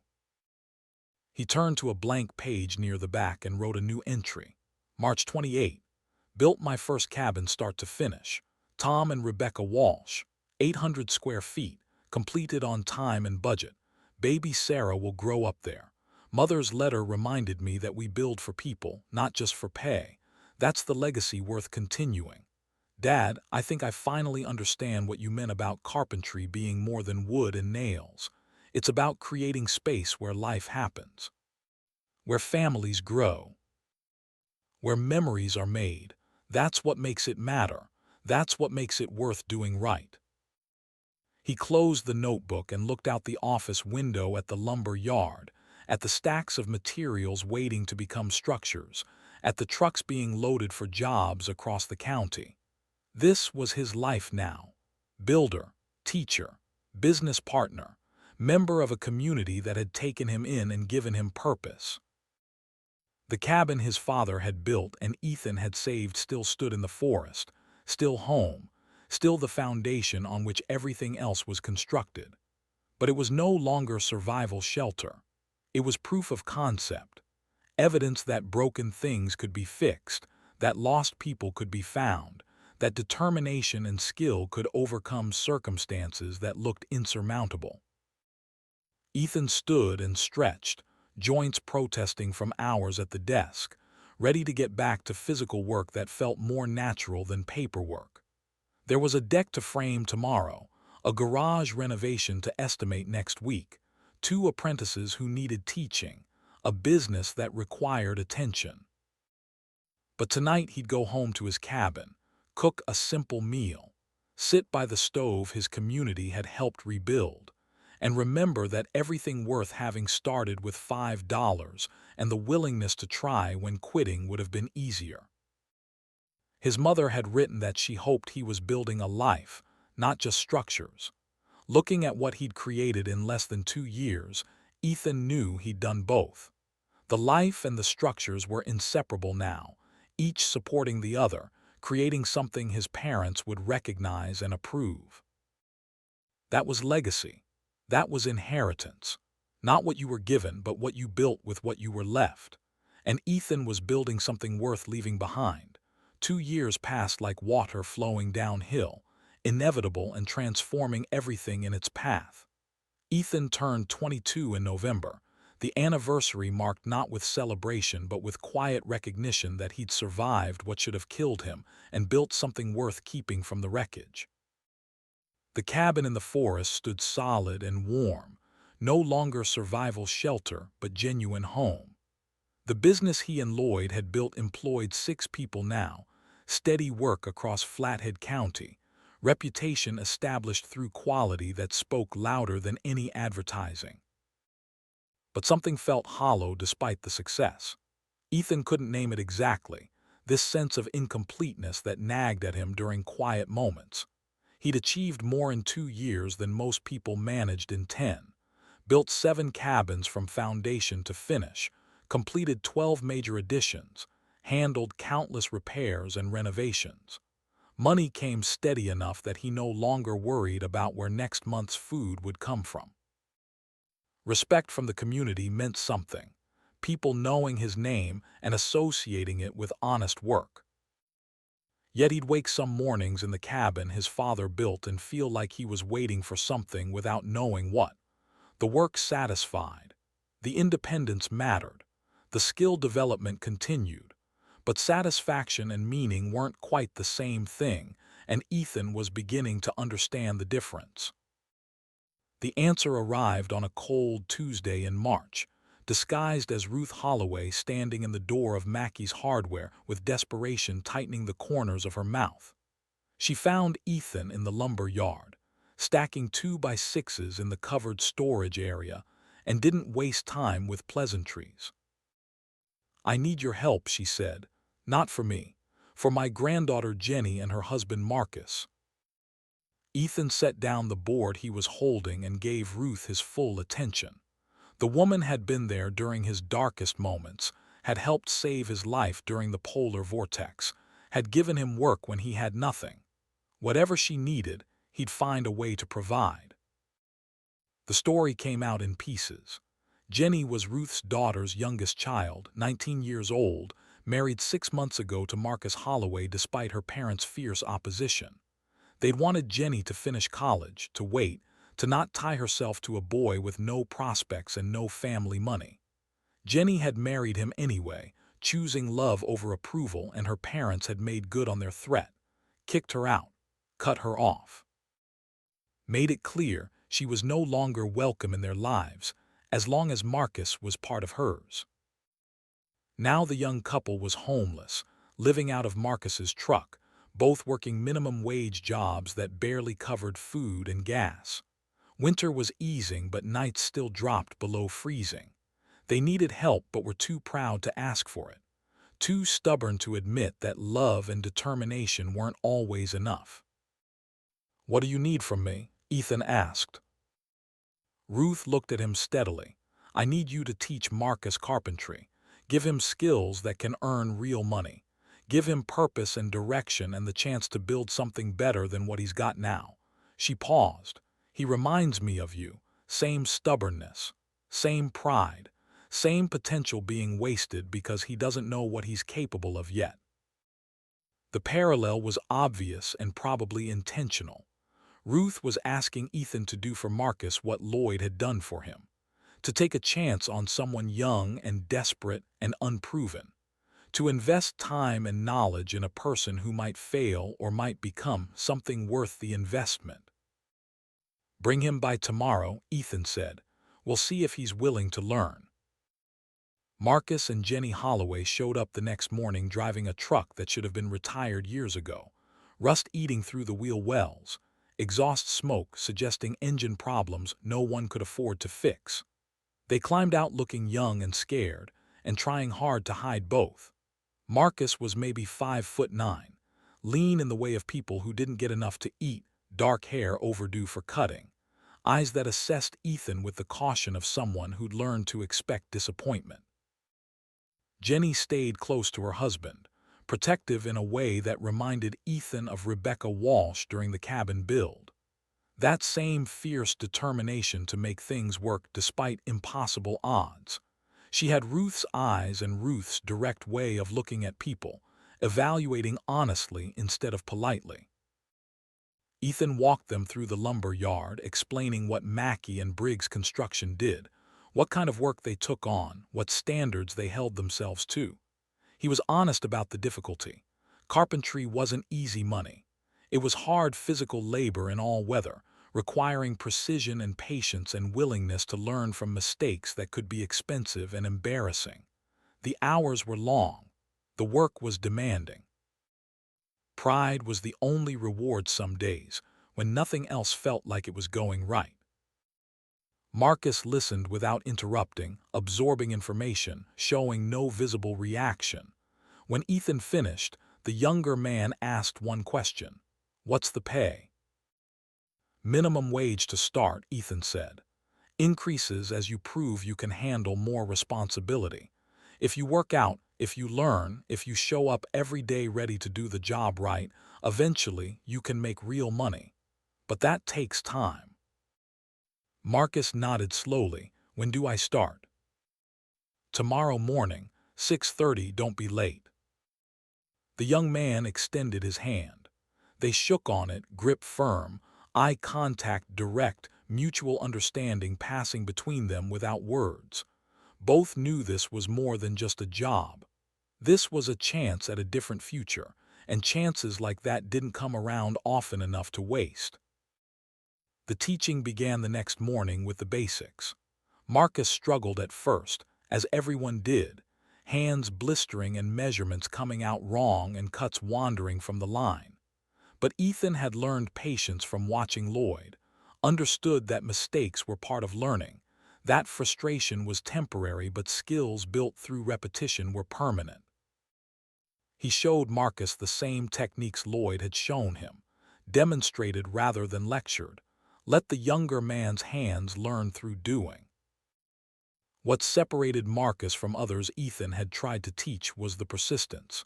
He didn't quit when his hands hurt, didn't make excuses when measurements came out wrong, didn't blame the tools when cuts weren't perfect. He just kept working, kept practicing, kept asking questions that showed he wanted to understand the why behind the how.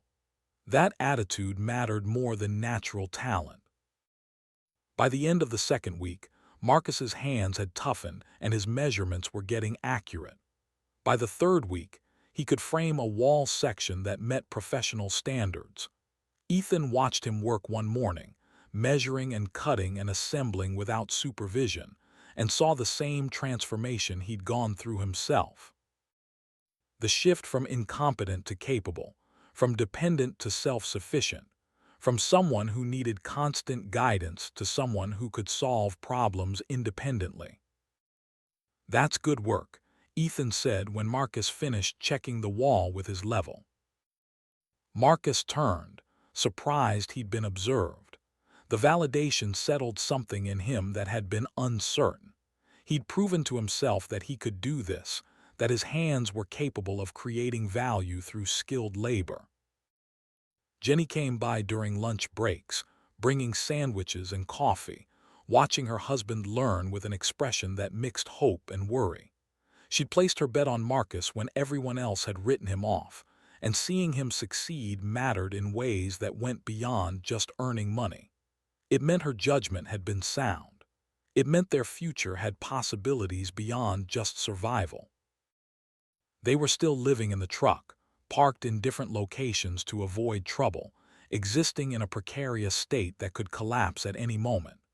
Ruth had offered to let them stay with her, but Marcus had refused. Pride or stubbornness, or the fierce independence that wouldn't accept charity even when desperately needed. Ethan understood that impulse completely, had lived it himself. 3 weeks into Marcus's employment, Ethan assigned him a solo project. Build a simple storage shed for a customer, 8 by 10 basic construction, but requiring all the fundamental skills. Marcus looked nervous but determined when Ethan explained the assignment. He worked carefully through the week, checking measurements repeatedly, making a few mistakes but fixing them properly, and at the end delivered a shed that was solid and square and professionally built. The customer inspected the work thoroughly, clearly looking for problems, then nodded. "This is good work, better than I expected from someone so young." She paid in full and added a $20 tip. Marcus stood holding the money after she left, staring at the bills like he couldn't quite believe they were real. He'd built something. Someone had paid him for it. The work of his hands had created value that others recognized and compensated. That realization was transforming him in ways that went beyond carpentry skills. Ethan and Marcus were working on a deck addition in early April when Jenny drove up in the middle of the afternoon, moving fast, urgency in every step. Marcus dropped his hammer immediately, tension visible. Something was wrong, or something was right. Ruth had a proposal. She owned a small cabin on the edge of her property, a rental that sat empty because it needed work she couldn't afford to have done. She'd make them a deal. Live there rent-free in exchange for Marcus doing the repairs. The work would be their payment. The cabin would be their home. Marcus and Jenny looked at each other with that married communication that happened in glances. Then Marcus turned to Ethan. "I'd need to do the repairs in my off hours. Won't interfere with this job." Ethan shook his head. "We'll do the repairs together, training project. You'll learn more skills and get a place to live. Ruth gets her cabin fixed. Everyone wins." The renovation took 6 weeks of evening and weekend work. Ethan taught Marcus plumbing basics, electrical fundamentals, finished carpentry techniques that went beyond rough framing. They rebuilt the kitchen together, Marcus doing most of the work under Ethan's supervision, learning through doing rather than watching. Jenny helped with painting and decorating, turning the space into something that reflected who they wanted to be.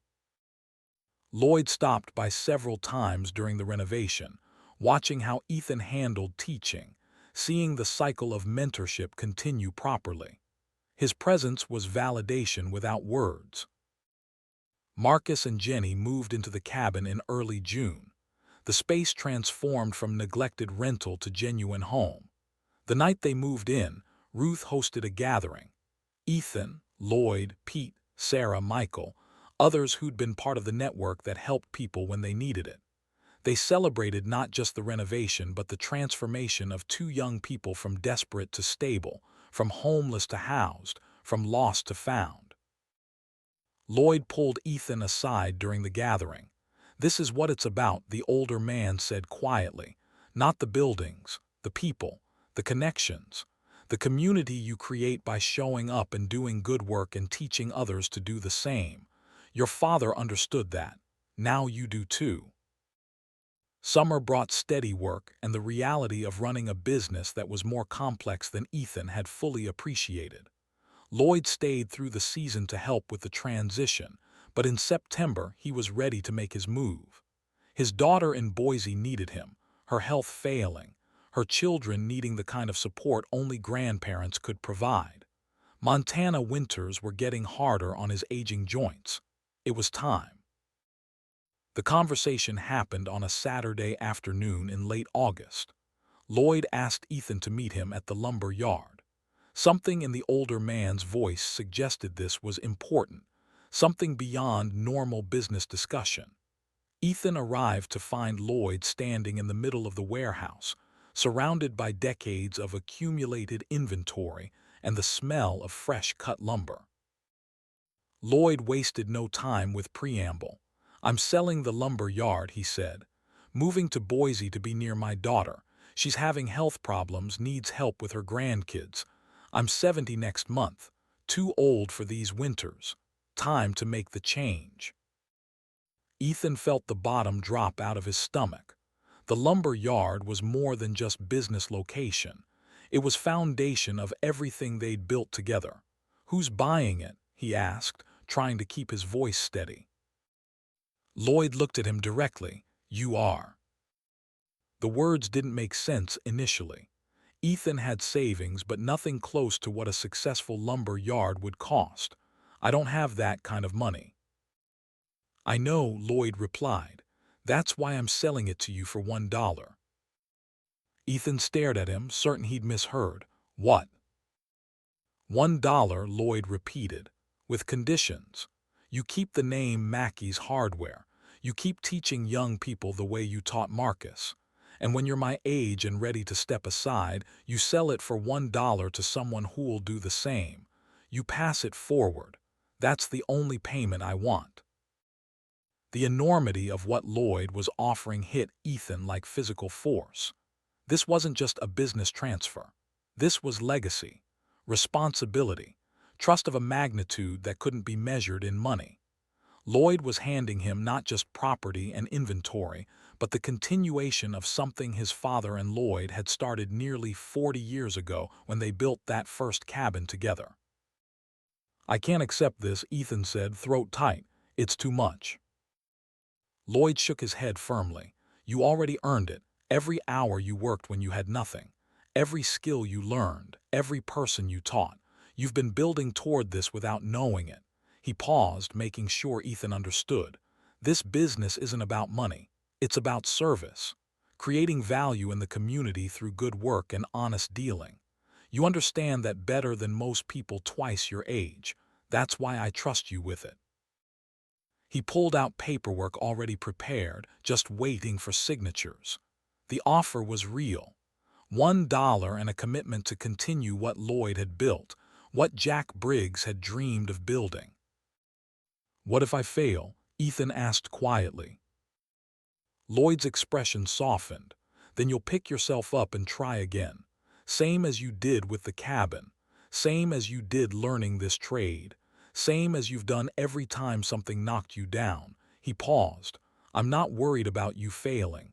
I'm confident you'll succeed. That's why I'm offering." They sat in Lloyd's office for an hour, discussing transition plans and inventory management and the apprenticeship program Lloyd wanted Ethan to formalize. At the end, Lloyd pushed the paperwork across the desk with a pen. $1 and a handshake. That's all the payment I need." Ethan pulled a dollar bill from his wallet, signed the papers, shook Lloyd's hand with a grip that tried to communicate gratitude too large for words. The transaction was complete. Mackey's Hardware belonged to him now, purchased with the same amount he'd paid for his cabin, bought not with money, but with the commitment to continue building something worth preserving. Lloyd left for Boise in mid-September. The goodbye was brief and unsentimental, two men who understood each other well enough that words weren't necessary. Lloyd drove away in a truck loaded with everything he owned, leaving Ethan standing in the lumber yard that was now his responsibility, his legacy, his chance to prove that the investment had been worth making. The first few months were difficult. Ethan made mistakes with ordering, with scheduling, with the business side of construction that wasn't covered in carpentry manuals. But he learned through trial and error the same way he'd learned everything else.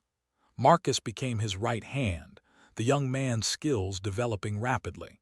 They hired 2 more apprentices, young and hungry to learn trades that could support families.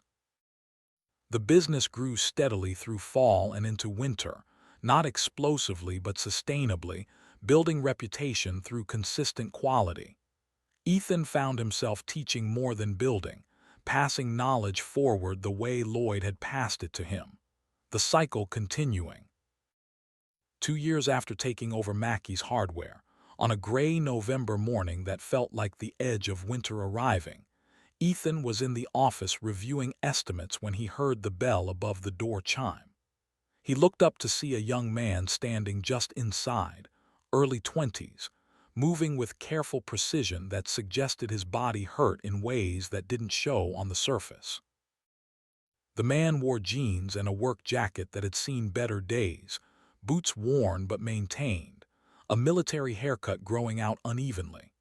His posture was rigid, shoulders held too tight, hands opening and closing at his sides in a pattern that looked automatic, unconscious. His eyes scanned the lumber yard with hypervigilance, cataloging exits and potential threats before finally settling on Ethan with uncomfortable intensity.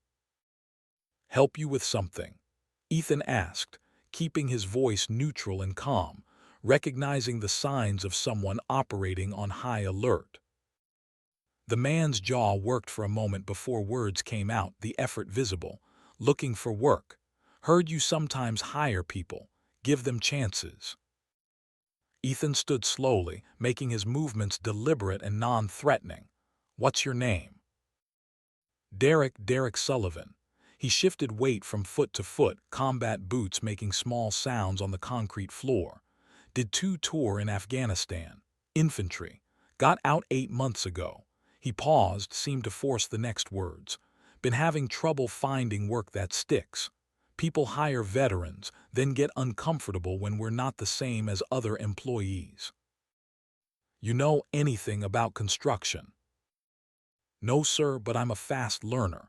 Military trains you to follow instructions precisely. I show up on time, I work hard, I don't complain." He paused again, this admission clearly harder.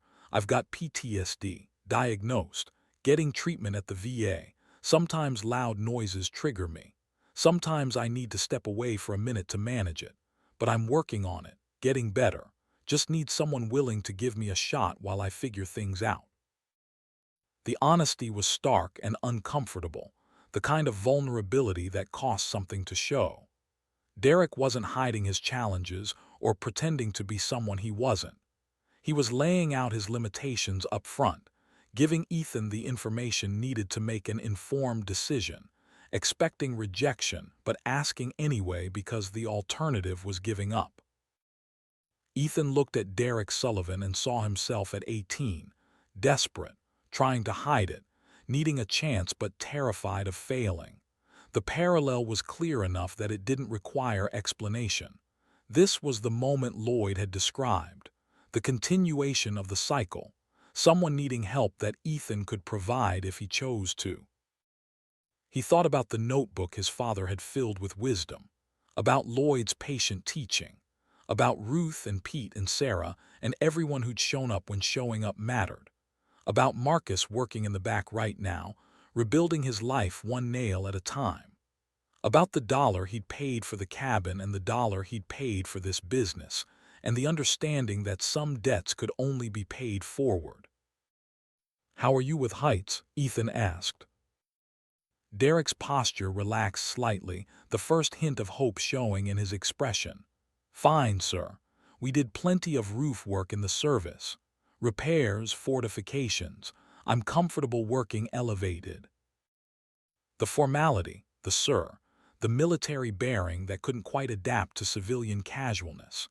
Derek was trying to fit into a world that didn't operate by the rules he'd learned, struggling to translate skills that had kept him alive in combat into skills that would let him build a life at home. Ethan understood that kind of struggle, the feeling of being displaced in your own life. "You ever frame a house?" Ethan asked, though he already knew the answer. "No, sir." Ethan walked to the desk and opened the top drawer. Inside sat his father's toolbox, the worn leather handles and scarred wood a reminder of where everything had started. He pulled out the hammer, the one with Jack Briggs carved into the handle, the one that had driven thousands of nails through 3 generations of hands. He held it out to Derek. "You will," Ethan said. "Come on."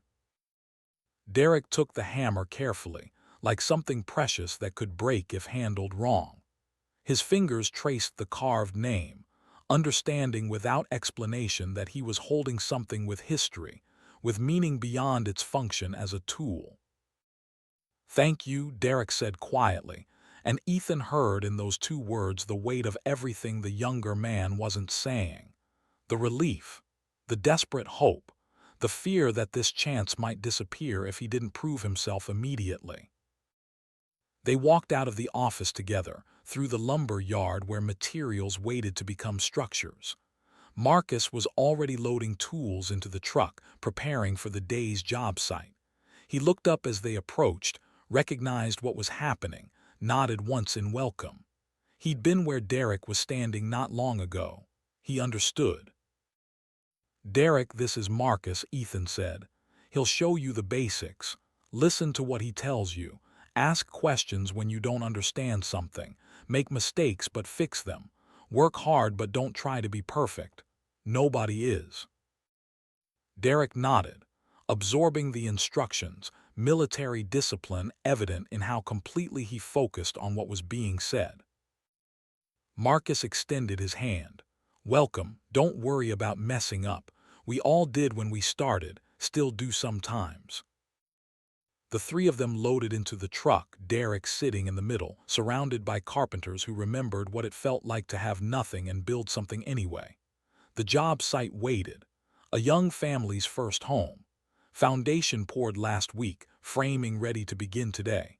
The same cycle continuing, different people but the same essential pattern. Build something solid. Teach someone how. Pass it forward.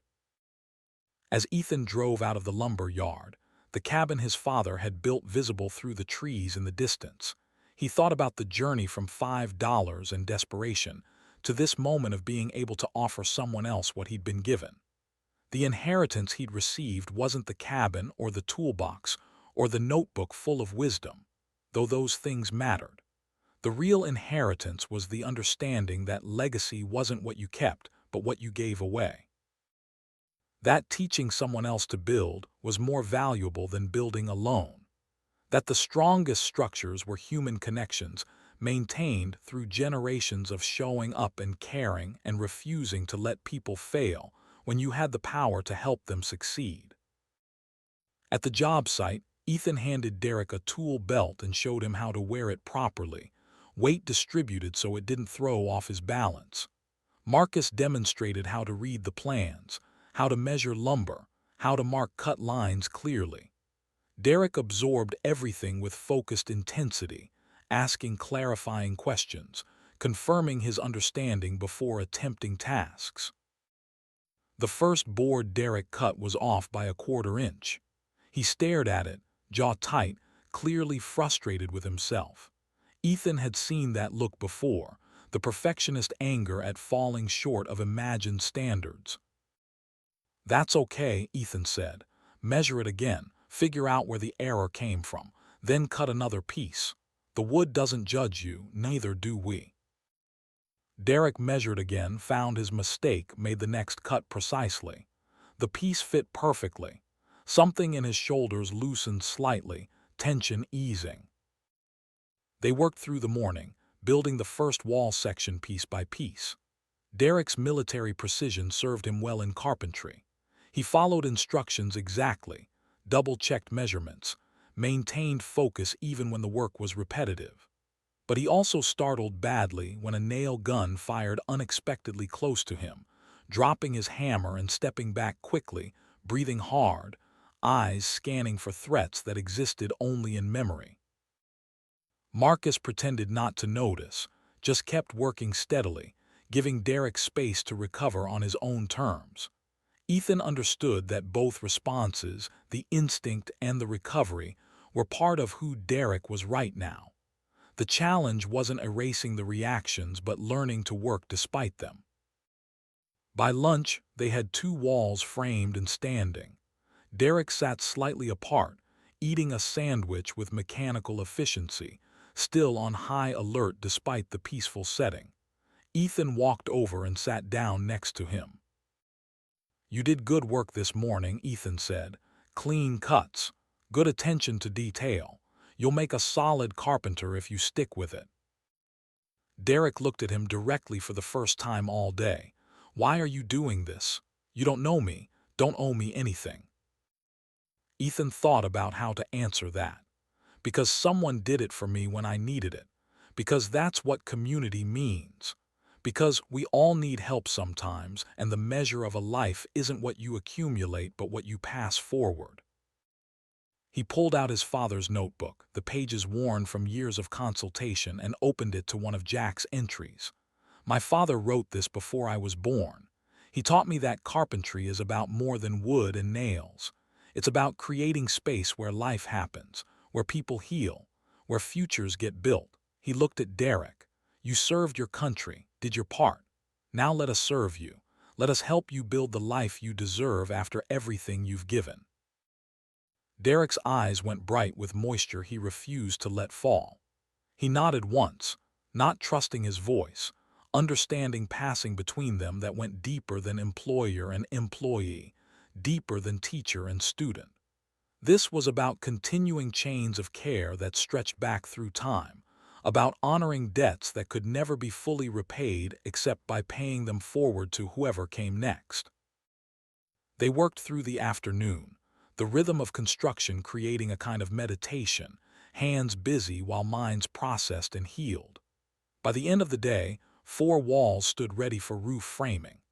Derek had driven hundreds of nails, made dozens of cuts, learned more about carpentry in 8 hours than most people learned in weeks. As they loaded tools back into the truck, Derek approached Ethan hesitantly. "Tomorrow, same time." "Same time," Ethan confirmed. "Every day you show up, there's work waiting. That's a promise." Derek nodded, relief visible. "Thank you for the chance, for not treating me like I'm broken." "You're not broken," Ethan said firmly. "You're adapting. There's a difference. Broken things can't function. You're functioning. You just need time and support to function better. We'll provide both." The first week with Derek revealed both challenges and unexpected strengths. The loud noises on construction sites, nail guns and saws and hammers striking metal, would sometimes trigger visible reactions. Derek would freeze mid-motion, breathing shallow, eyes distant, clearly somewhere else entirely. But he developed strategies for managing it. He'd step away, walk the perimeter of the site, practice the breathing techniques his VA therapist had taught him, then return to work without explanation or apology. Marcus handled it with quiet understanding, the kind that came from his own experience of feeling displaced and struggling to adapt. He'd worked alongside people who judged and people who pitied, learning quickly that Derek needed neither. What he needed was space to work through his responses without making them everyone else's problem, and normalcy on the other side of those episodes. By Wednesday, Derek was working with more confidence, his military precision translating well into carpentry's demand for exactness. He measured twice, cut once, checked his work obsessively. The attention to detail that had kept him alive in combat now ensured his joints were tight and his cuts were square. Ethan watched him frame a doorway on Thursday afternoon, installing the header with care to ensure proper load distribution. The work was clean and professional, better than many carpenters with years of experience would have produced. Derek had the fundamentals down already: focus, discipline, willingness to do things right even when no one was watching. On Friday, Ethan pulled Derek aside during lunch. "You've got good hands for this work. You're learning faster than most people I've taught. If you want to keep going, the job is yours as long as you need it.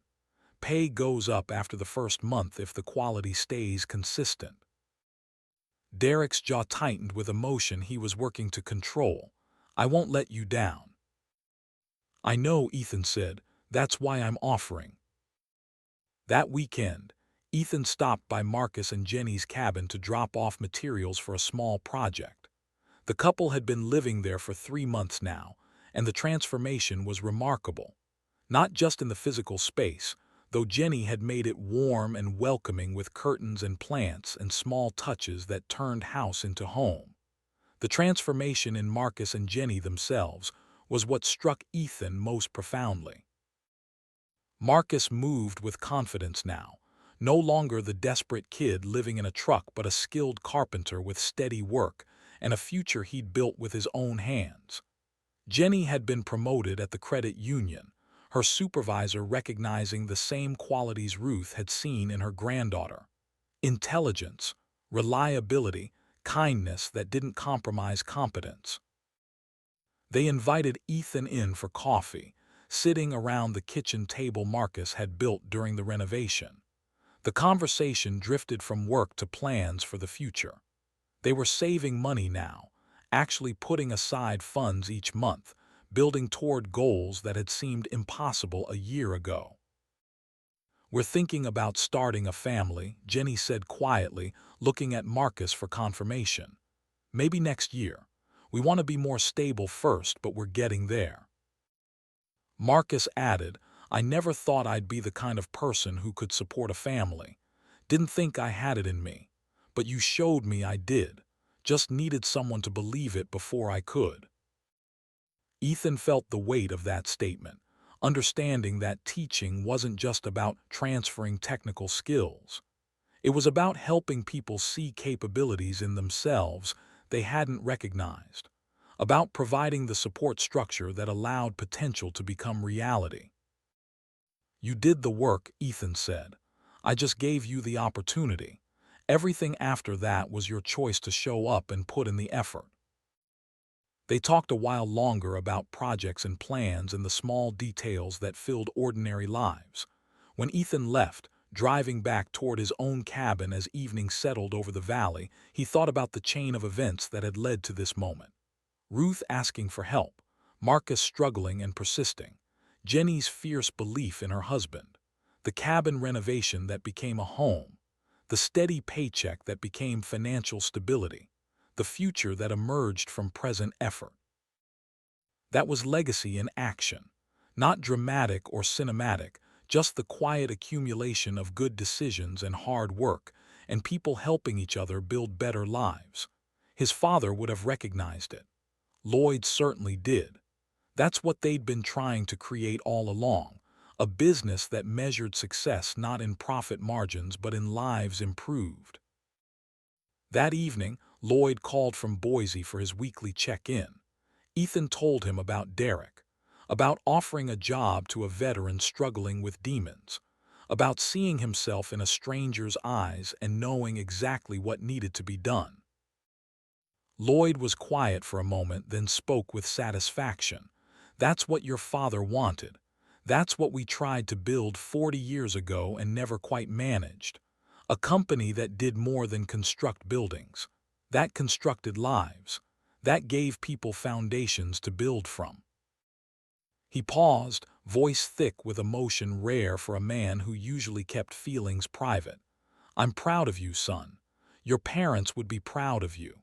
You've built something that matters more than any structure ever could." They talked about business details and family updates and the small things that filled the comfortable silences of old friendship.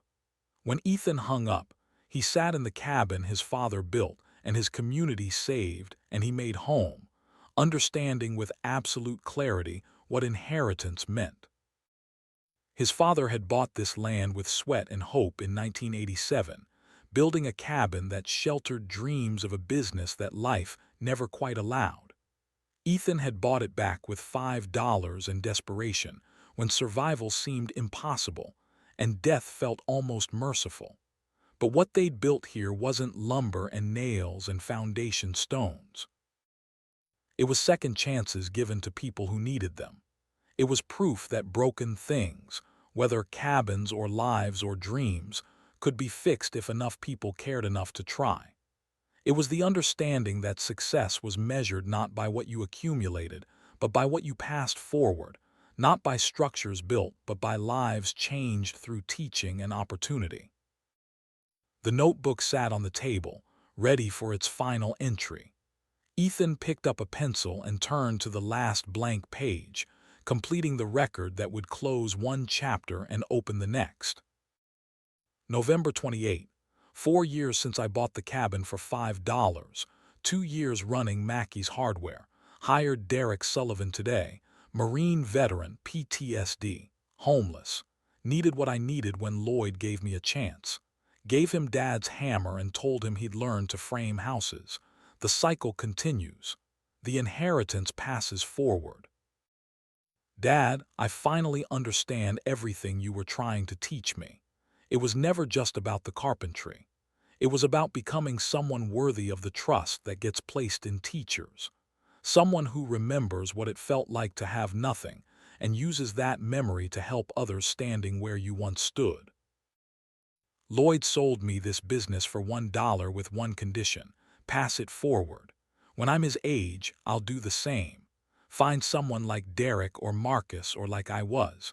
Someone desperate and determined and needing only a chance to prove what they're capable of. Give them the tools and the knowledge and the support. Watch them transform from broken to whole. That's the real skill. That's the legacy worth building. Not the structures that will eventually decay and return to earth, but the knowledge passed forward through generations of hands learning from other hands. The chain of mentorship that outlives all of us. I hope I'm making you proud. I'm trying my best to honor what you started, building not just with wood and nails, but with belief and patience, and the stubborn refusal to let people fail when you have the power to help them succeed. That's what $5 bought. Not a cabin, an inheritance. The kind you earn through frostbitten fingers and blizzards that try to kill you. The kind you pass down through belief, not blood. The kind that makes you immortal because it lives on in everyone you teach.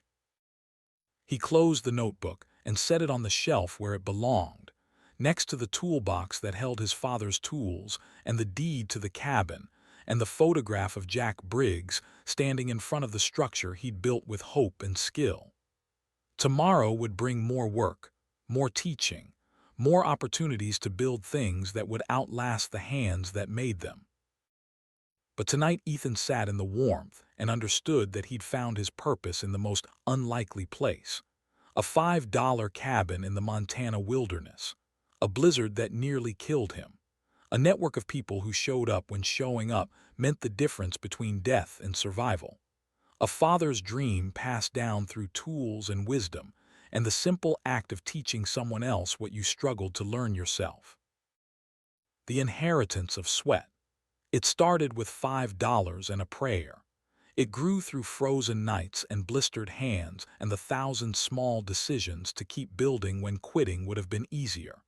And it would continue long after everyone involved was gone, passed forward through generations of people who understood that the most valuable things in life couldn't be bought or inherited or given freely. They had to be earned, they had to be built, they had to be taught, one hand to another, one generation to the next, one desperate person receiving a chance and then, years later, giving that same chance to someone else who needed it just as badly. Marcus would teach others someday. Derek would recover and grow and eventually mentor someone struggling with their own demons. The chain would continue unbroken as long as people remembered that teaching someone to build was the greatest act of construction any carpenter could accomplish. The cabin stood behind him, solid and warm and permanent. Ahead stretched forest and mountains, and a future built on skills learned and debts paid forward. It was enough. It was everything. It was exactly what his father had dreamed of when he'd framed these walls 40 years ago, before Ethan was born, before tragedy struck, before $5 bought back what love and sweat had originally created. Legacy wasn't what you left behind in structures. It was what you left behind in people. In the knowledge transferred, the skills taught, the chances given, the belief maintained that everyone deserved an opportunity if they were willing to work for it. That was the inheritance. That was the meaning. That was what $5 and determination and the refusal to quit had ultimately purchased. Not wood and nails, though those mattered, but the understanding that broken things could be fixed, that lost people could be found, and that the strongest foundation anyone could build was the one constructed from second chances and stubborn hope, and the unwavering belief that tomorrow could be better than today if you were willing to pick up a hammer and start building.